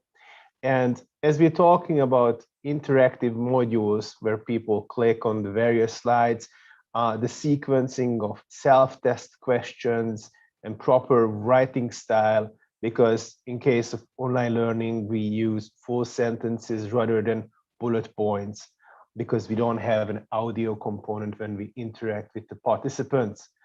And of course, once all the technical aspects have been set, then it takes time for an instructional designer to create the modules, and we still sort out the last glitches, buttons working, and these sorts. And of course, we set everything in a training environment. It means that participants enter the web page where they find the training modules, but it is more than that. We provide and have created webinars at the beginning of the course and at the end of the course. We've created short video material on subjects where they wanted to have a better understanding. And also we maintain a discussion forum, which is our main platform to interact with the participants. They can ask questions on the subject matter, which in our case was African swine fever. And we also engage them with various smaller exercises to ensure them to learn the material in a more deeper way.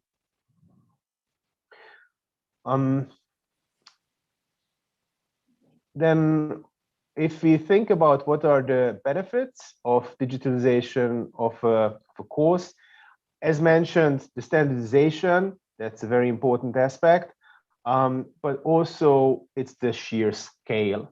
While in case of a face-to-face training, we would be able to train 20 to 30 participants. In case of these tutored online trainings, we can train between 350 and 400 participants. And also because our course was tutored, we still have maintained connection with them, as mentioned, through the discussion forum.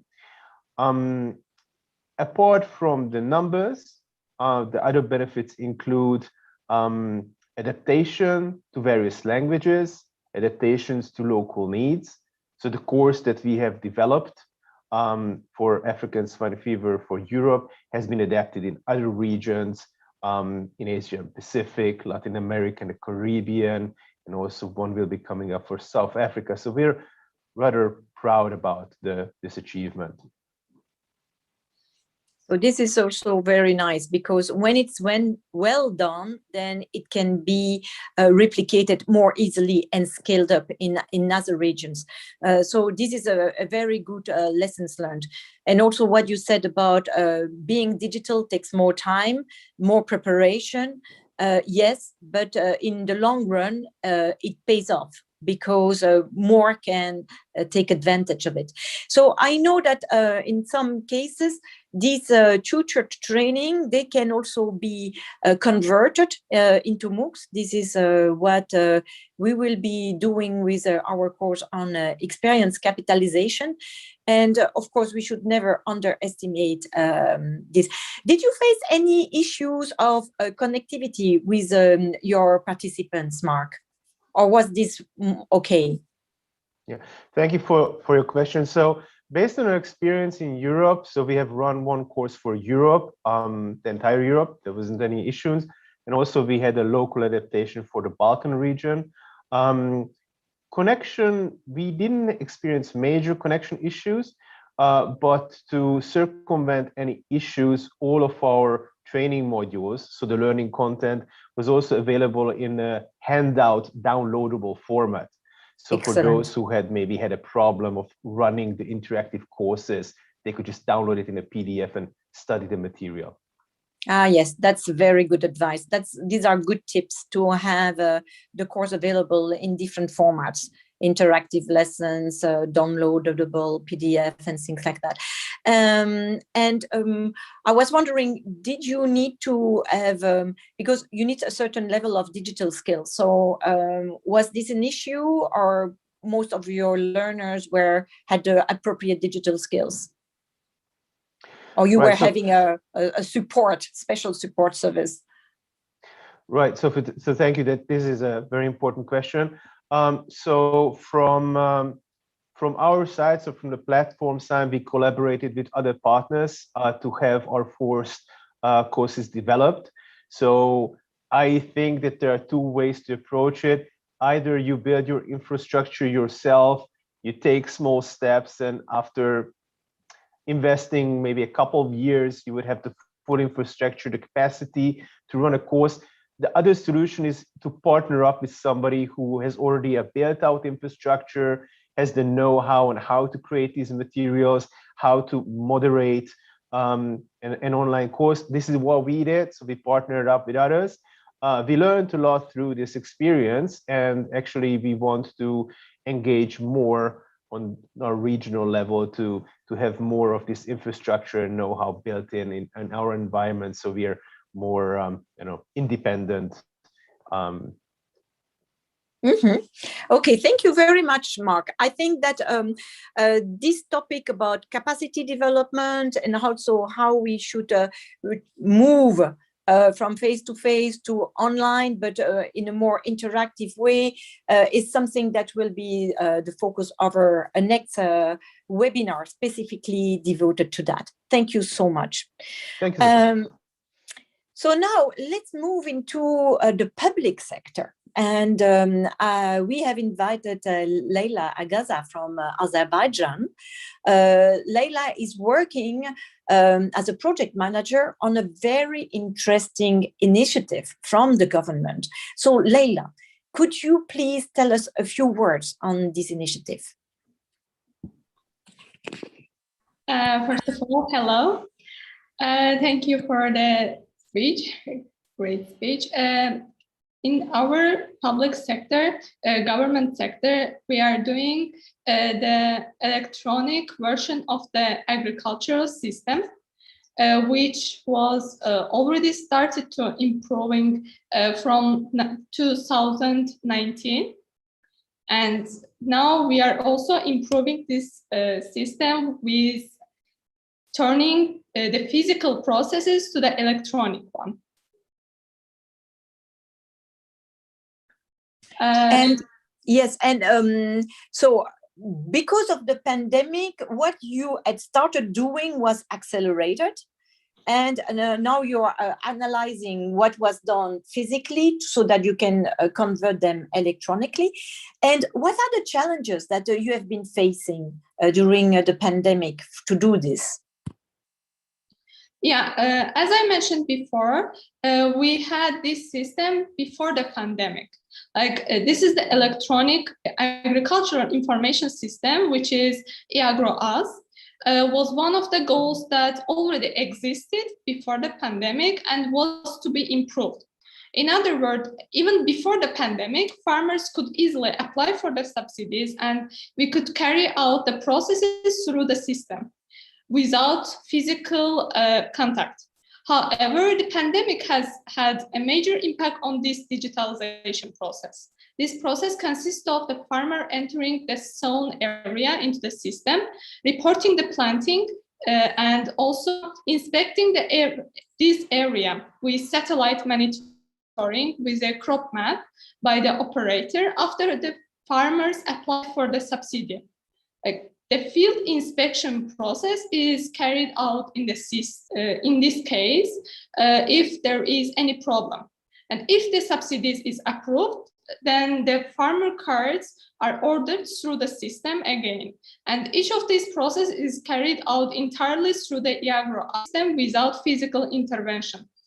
In addition, during the pandemic, work permits were also issued through the system, like about 400,000 farmers through the system get their work permits during the strict quarantine periods. In addition to this, also a number of other improvements has been made to the system in order to increase the user friendliness in general, such changes also have been made not only for farmers, but also for panels for operators, veterinarians, artificial insemination specialists. These changes have helped accelerating the process of digitalization in Azerbaijan during the COVID-19 pandemic times. During the pandemic also, we faced some difficulties, but the fact that the IAGRO-AS system already exists before the pandemic is in working order has made most of the things easier for us.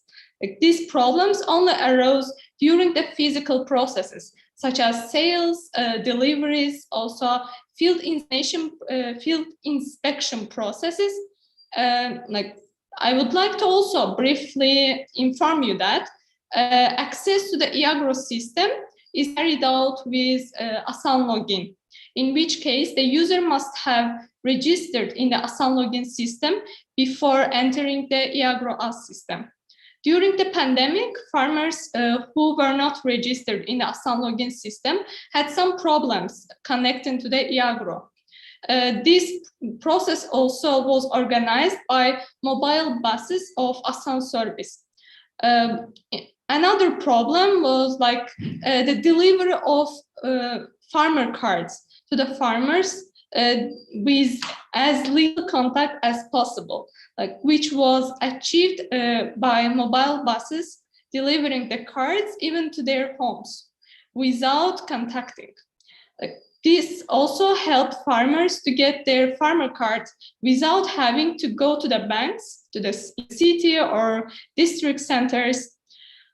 This was all problems. Also, in order to reduce the contact during the pandemic, mobile sales and deliveries of fertilizers and similar sales also were organized by these buses. and we reduced the contact during the pandemic with these processes. So this is very interesting because you have found very innovative approaches to reply to all these challenges. And for people who had then difficulties in logging in, you also have a call center where people can get advice on how to proceed on the platform. Is that correct? Yes, we have contact call centers and support centers established within the Ministry of Agriculture of the Republic of Azerbaijan. They try to help solve problems and answer questions that users face both before pandemic and during the pandemic. Okay, so thank you very much for this example from Azerbaijan. And from Caucasus region now, let's move to the Western Balkan.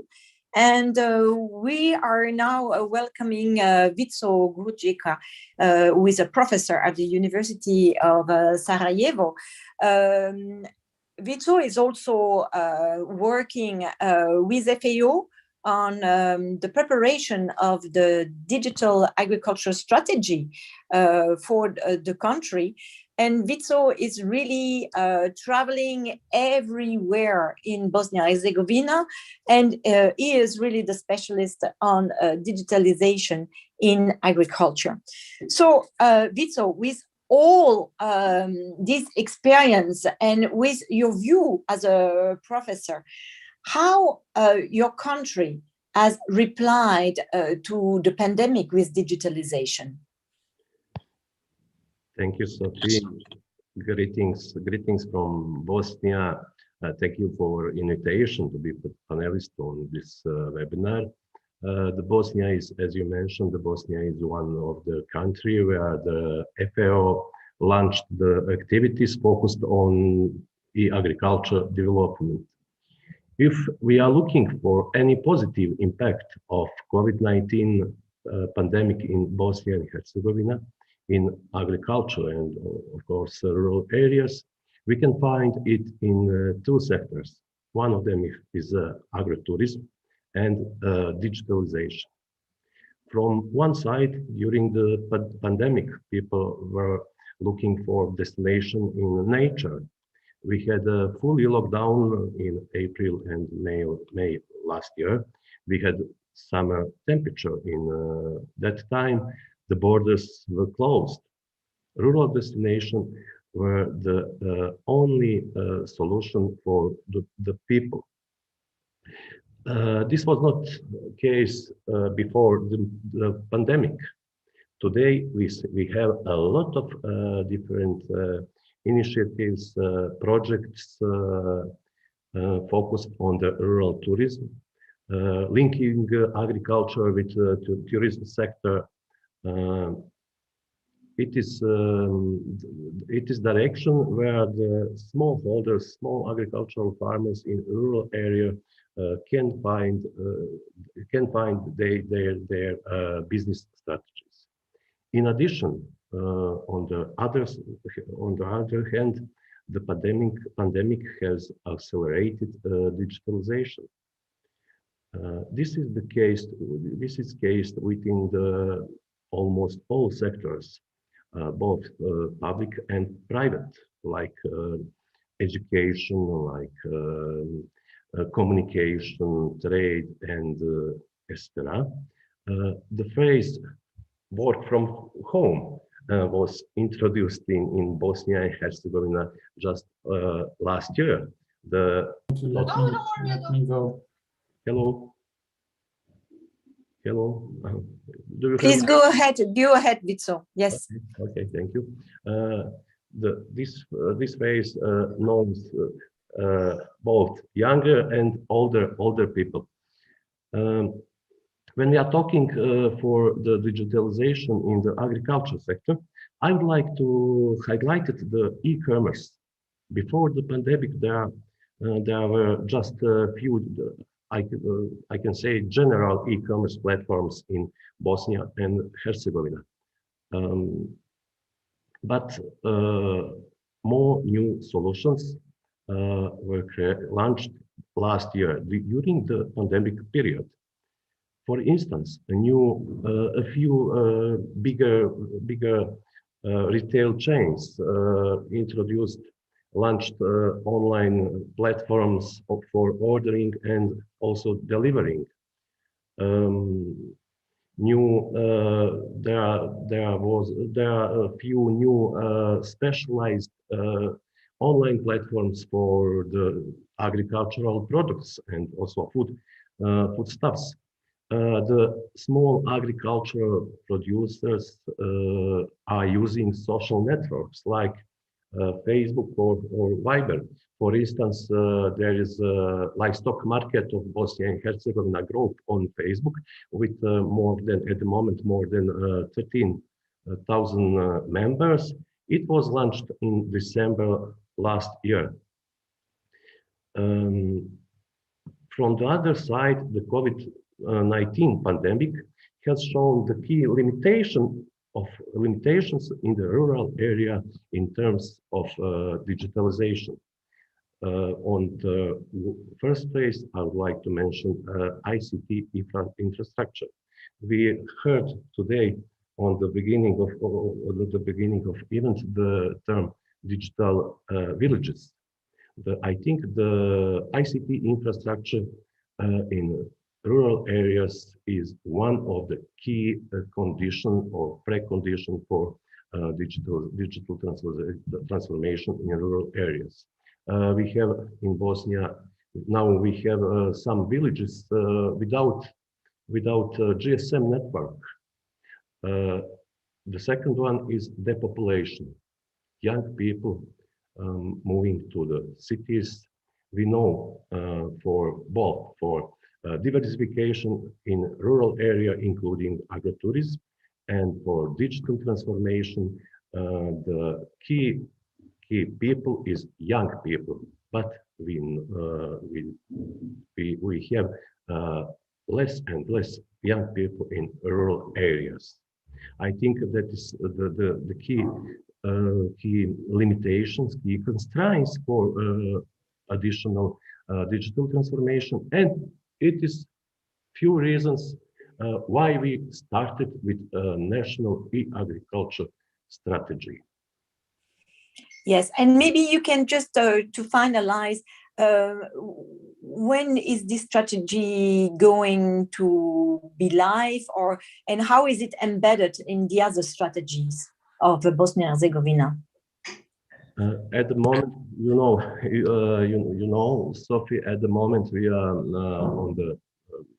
are finalizing our national strategy, and in the future period from 2021 to 26 or 27, at the moment, the government sector are creating the general agricultural strategies. What can be the best solution? The best solution, I think, will be if the government sector will include the priorities, the findings, the recommendations from national agri strategy to embedded to agricultural strategies, of course, and rural development. I fully agree with you. Things should be embedded and not only in one sector, but in different sectors. The strategy of the Ministry of Agriculture, of the telecoms, rural development. So it's a system approach, as we like to say. So, and I have to tell you also good luck, because the 9th of June, there will be a validation workshop with all the stakeholders. So it's also a long process, but that will produce good results. Thank you very much, Vitso, from showing this perspective, and also the reconnection to nature and rural areas, not only agriculture. Now, my last speaker is from the private sector. And I'm very pleased to have Ilya with us, because this is something different. It is artificial intelligence, and it's to see what does artificial intelligence do for us in the agriculture sector, and how the private sector and artificial intelligence was a reply to COVID-19 pandemic. Ilya, the floor is yours. Okay, thank you, Sophie. I'm happy to represent here a company which started 25 years ago, research and development in computer vision and cognitive technologies. Our company 2 years ago launched AgroPilot. It was a new field for us. Before we work with Hyundai Mobility, and we take part as a builder for automotive autopilot, and we produce copilots for railroads companies, and we based on these solutions, we built inexpensive and user-friendly device for agriculture. Today, we have 1,000 AgroPilot in use in Russia, in the European Union, North and South America. As a transfer technology to agrotech, it was a very interesting situation when what we have seen during the pandemic. The first one is a critical situation with seasonal workers, and as a result, huge demand on automatization in agriculture. The second one is a big problem with components. Even our company feels that, but fortunately we found partners in Germany, in Eastern Europe, and now we can produce our AgroPilot as an international device. What AgroPilot can help, how AgroPilot can help with situation in a pandemic. The first one, it's increase daily output and reduce labor cost. Modern combine harvester is bigger than the house where my grandmother was born 100 years ago.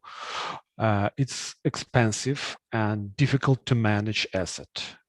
In reality, our solution, AgroPilot, can help farmers, even that haven't any experience with harvesters, to manage it and use it.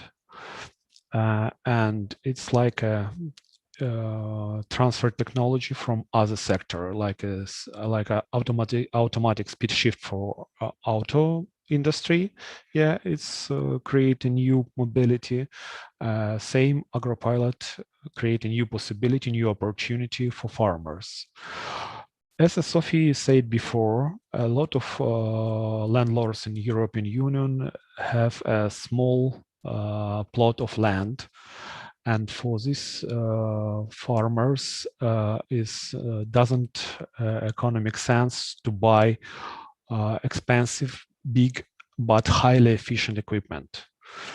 As a result, AgroPilot gives possibility to share this technique between the farmers, and we in reality can use sharing model and sharing economy, and even for 1 or 2 days use, farmer can use it with AgroPilot.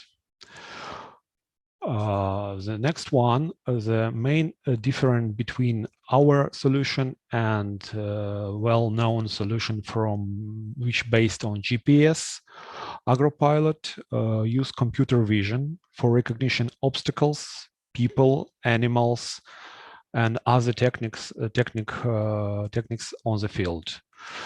As a result, we increase safety in agro sector, we increase productivity, and we reduce fuel consumption and reduce footprint, carbon footprint. And of course, it's a good impact to sustainable development.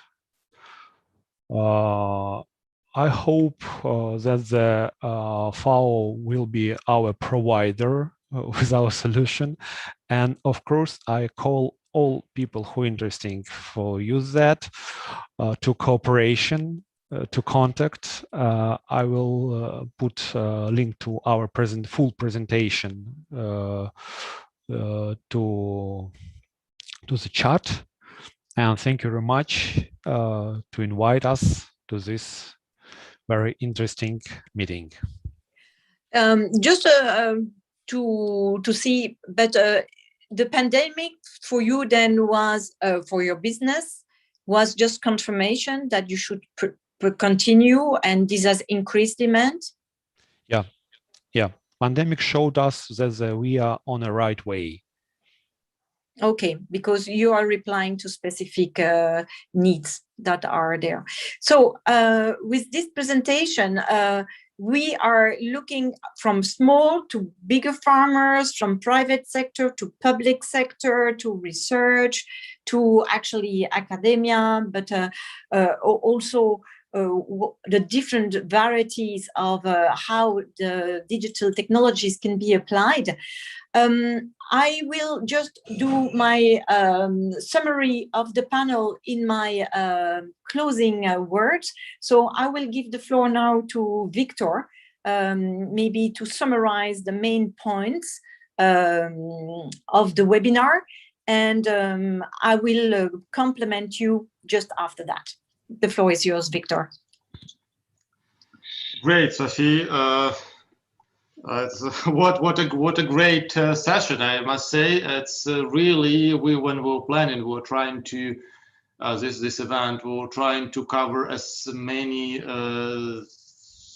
factors as possible, and I think we have succeeded in a certain way, because what we had heard from this was not only versatile and diverse impact of COVID on agriculture in different sectors, but also by the different types of responses.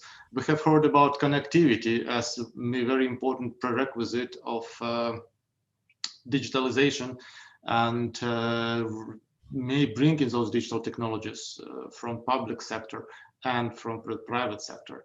And not only connectivity itself, but later we have heard many examples of making that connectivity meaningful, coming from different regions, different parts of our region, Rio region, European Union examples, and including other multiple examples from Central Asia, from Caucasus, from Balkans.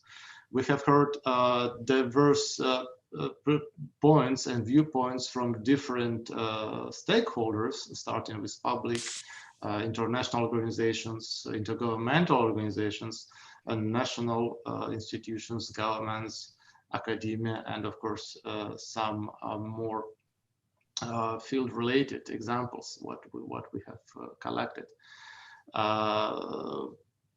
We also learned about different technologies, how they can be used, starting with different certificates, with, as was outlined by UNSA presentation, with different global satellite technologies, as it was outlined by WMO and by Geo Secretariat, etc., etc., etc. You've heard all those examples well. I don't want to spend time on this now. It was really great, and what I liked and enjoyed the most indeed was the discussion at the end and your questions. Reading your questions and reading your answers, that was also great. And I learned a lot myself, being in this field and working in the field and being really involved in this. I can't stop learning more and more things myself. Because of the beauty of technologies and how it's developing on a daily basis and evolving, and it's one of the beauty, and I learned myself a lot. I hope it was the same with everyone else. Sophie, the floor is yours. Thank you very much, Victor. I see that the interest is high because I see all the question and answers. I invite the speakers and the panelists who feel comfortable in replying to some of these questions, because some of these questions are really addressed to you, to do so, so that we can really take this into account, because I realize that we need to do a kind of little report after this webinar, taking into account the questions, but also the answers provided. Digitalization is everywhere. Some people were asking, but what it is the use of all these technologies. And we have seen that during the pandemic, it's not the most sophisticated technology that help people, but sometimes it was the most simple. Nevena, Vitso, others have mentioned just Viber, WhatsApp, social media. This was the fast answer to the need to be connected. And also what is important is all the human dimension that we have heard today. We even if we have tried to replace the face-to-face interaction with digitalization, there are still things that require our physical contacts to really be engaged and be able to talk to each other and demonstrate each other. So maybe now, after the pandemic, of course, digitalization will be embedded more fully in what we are doing. Teleworking will be part of the new way of working. But we will also really identify that when we have face-to-face, we have to take advantage of that. That they are important. There are things that we don't need to do face-to-face, but we can then value and really share this important moment. What we realize is that this pandemic has accelerated the digital technologies, but also the disparities, because even if in places like rural areas where there was already connectivity, the increase of the demand didn't provide a good quality service. So this is still issues that need to be taken into consideration. And infrastructure is key. And so this is something that has to be done, but then it's also the availability of practical, simple tools, very important. Digital technologies are tools. They are not a magic stick. And this is why I really appreciated also the participation from Azerbaijan, saying that we are looking at our process to see how we can digitalize them. So it's not digitalization that is going to solve all the issues. The issues have to be solved also in a systematic and a system approach. And the digital technologies are tools to resolve that. So this system approach in a sustainable way. This was also a comment that I've seen. We should why all the elements that are in these digital technologies, they are limited on Earth. So we have to also make a sustainable use of these technologies. And the technologies are not always the solutions to all the problems. So it's really to select well which tool, whether digital or not, to use for a specific problem, because we have to look at all the dimension of sustainability: environmental, social, and financial, economic. So we had many examples, and we mentioned to you that FAO has 3 regional initiatives in the region, which is about the smallholders and family farming. Then it's on the trade and the value chain, and then more about the natural resources, environment, and climate change. And we have tried to look at all these aspects today. And we have seen examples for smallholders and family farming. And Nevena, I think, will also publish soon a document about really the learnings and the learnings on digitalization in extension. We have seen what are the platforms that can be done. I had question about, do you have a regional platform? There are plenty of different platforms, and you have to find the platforms that fit your needs, depending who you are. For farmers platform, this is more at the national level. There are international platforms like the e-agriculture community of practice. I'm mentioning some of the comments, the answers, the sheep platform for smallholder innovation. But you know, these platforms, they can work only if you do contribute. So I don't think that people should say, oh, I'm going to do that to find a solution. You are part of the solution and you have to contribute. And that's why it should be participative. And so this is also an invitation to really get engaged in these platforms. We have seen that artificial intelligence can be a reply. And one of the things I heard also is the importance of sharing machinery. It's not only in an individual use, it's something, it's collective use. So I know that in the region, the cooperative connotation is not great. However, people can make good use of these technologies if there is more collaboration, if there is a sharing of these technologies. And there are plenty of solutions this way. Also, a farmer does not need to know everything. The extension agents, the advisory services are there. So solutions are there and they can be shared. So these are another thing which is important to know. We have seen everywhere the growing importance of e-commerce. And what was nice, it was really to make the connection between producers and consumers. And then when you go further, when we want to have trade, the importance of having standards and all the work that is being done on this is quite useful. In FAO, IFITO is one of the standard that we are using for safety. So this is something that we will continue working.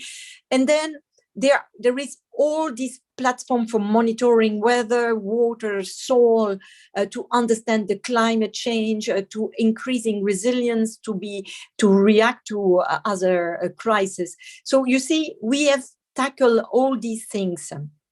And what I really liked also in what we heard, during the pandemic, people needed to reconnect to nature. And it also showed the digital divide in rural areas, so the importance to improve it, but then realize also, and this is our other things that we are doing in FAO, it's the in heritage in agriculture, to make connection between rural development, gastronomy, and culture in heritage in agriculture. This will also support the work that we are doing in having smart villages, but linking smart cities and smart villages, and to also promote more what is available. So you remember the few words: making accessible, connectivity, affordable, the cost, adaptable, the content and the context, actionable, to have the capacity, the skills, the confidence, the trust. But this can be done only if it's people-centered, being done in partnership, having specific process, and not being afraid of also sharing failures, because we are learning from success and failure. So I have already invited you to collaborate. So do not hesitate to also use our REU Digital Agriculture email address, and I may ask Rinor to put it back in the chat. And we will continue collaborating. Today, these presentations were more kind of appetizer, because we will have other more specific webinars on specific topics. So we will meet again. We continue the rendezvous, and the menu is a lot more than what we have had today. So we will have a lot more flavor. I would like also to say that with ITU, we have done this call on good practices on the digital excellence in agriculture. It was done during COVID time. We received many applications, about 200. So we are still screening them because we will have 21 awardees. And we can already inform you that on the 23rd of September, we will have the award ceremony. This means that people who were asking, but what are these technologies, the use in agriculture? This stock-taking exercise that we have been doing will be available in the next months, and you will discover even more. So I need to thank you all for having participated, all the participants that have been with us today, but also the speakers, the panelists, the interpreters, the colleagues behind the screens, because to do this event, it requires many people. So I would like to extend all my thanks to the colleagues, to all the speakers, and I'm really glad that we have done this event today. So thank you very much to all of you. We will try to respond to the questions that have not immediately been answered, and we will do a follow-up with you. So thank you very much to all of you, and see you soon. Thank you all.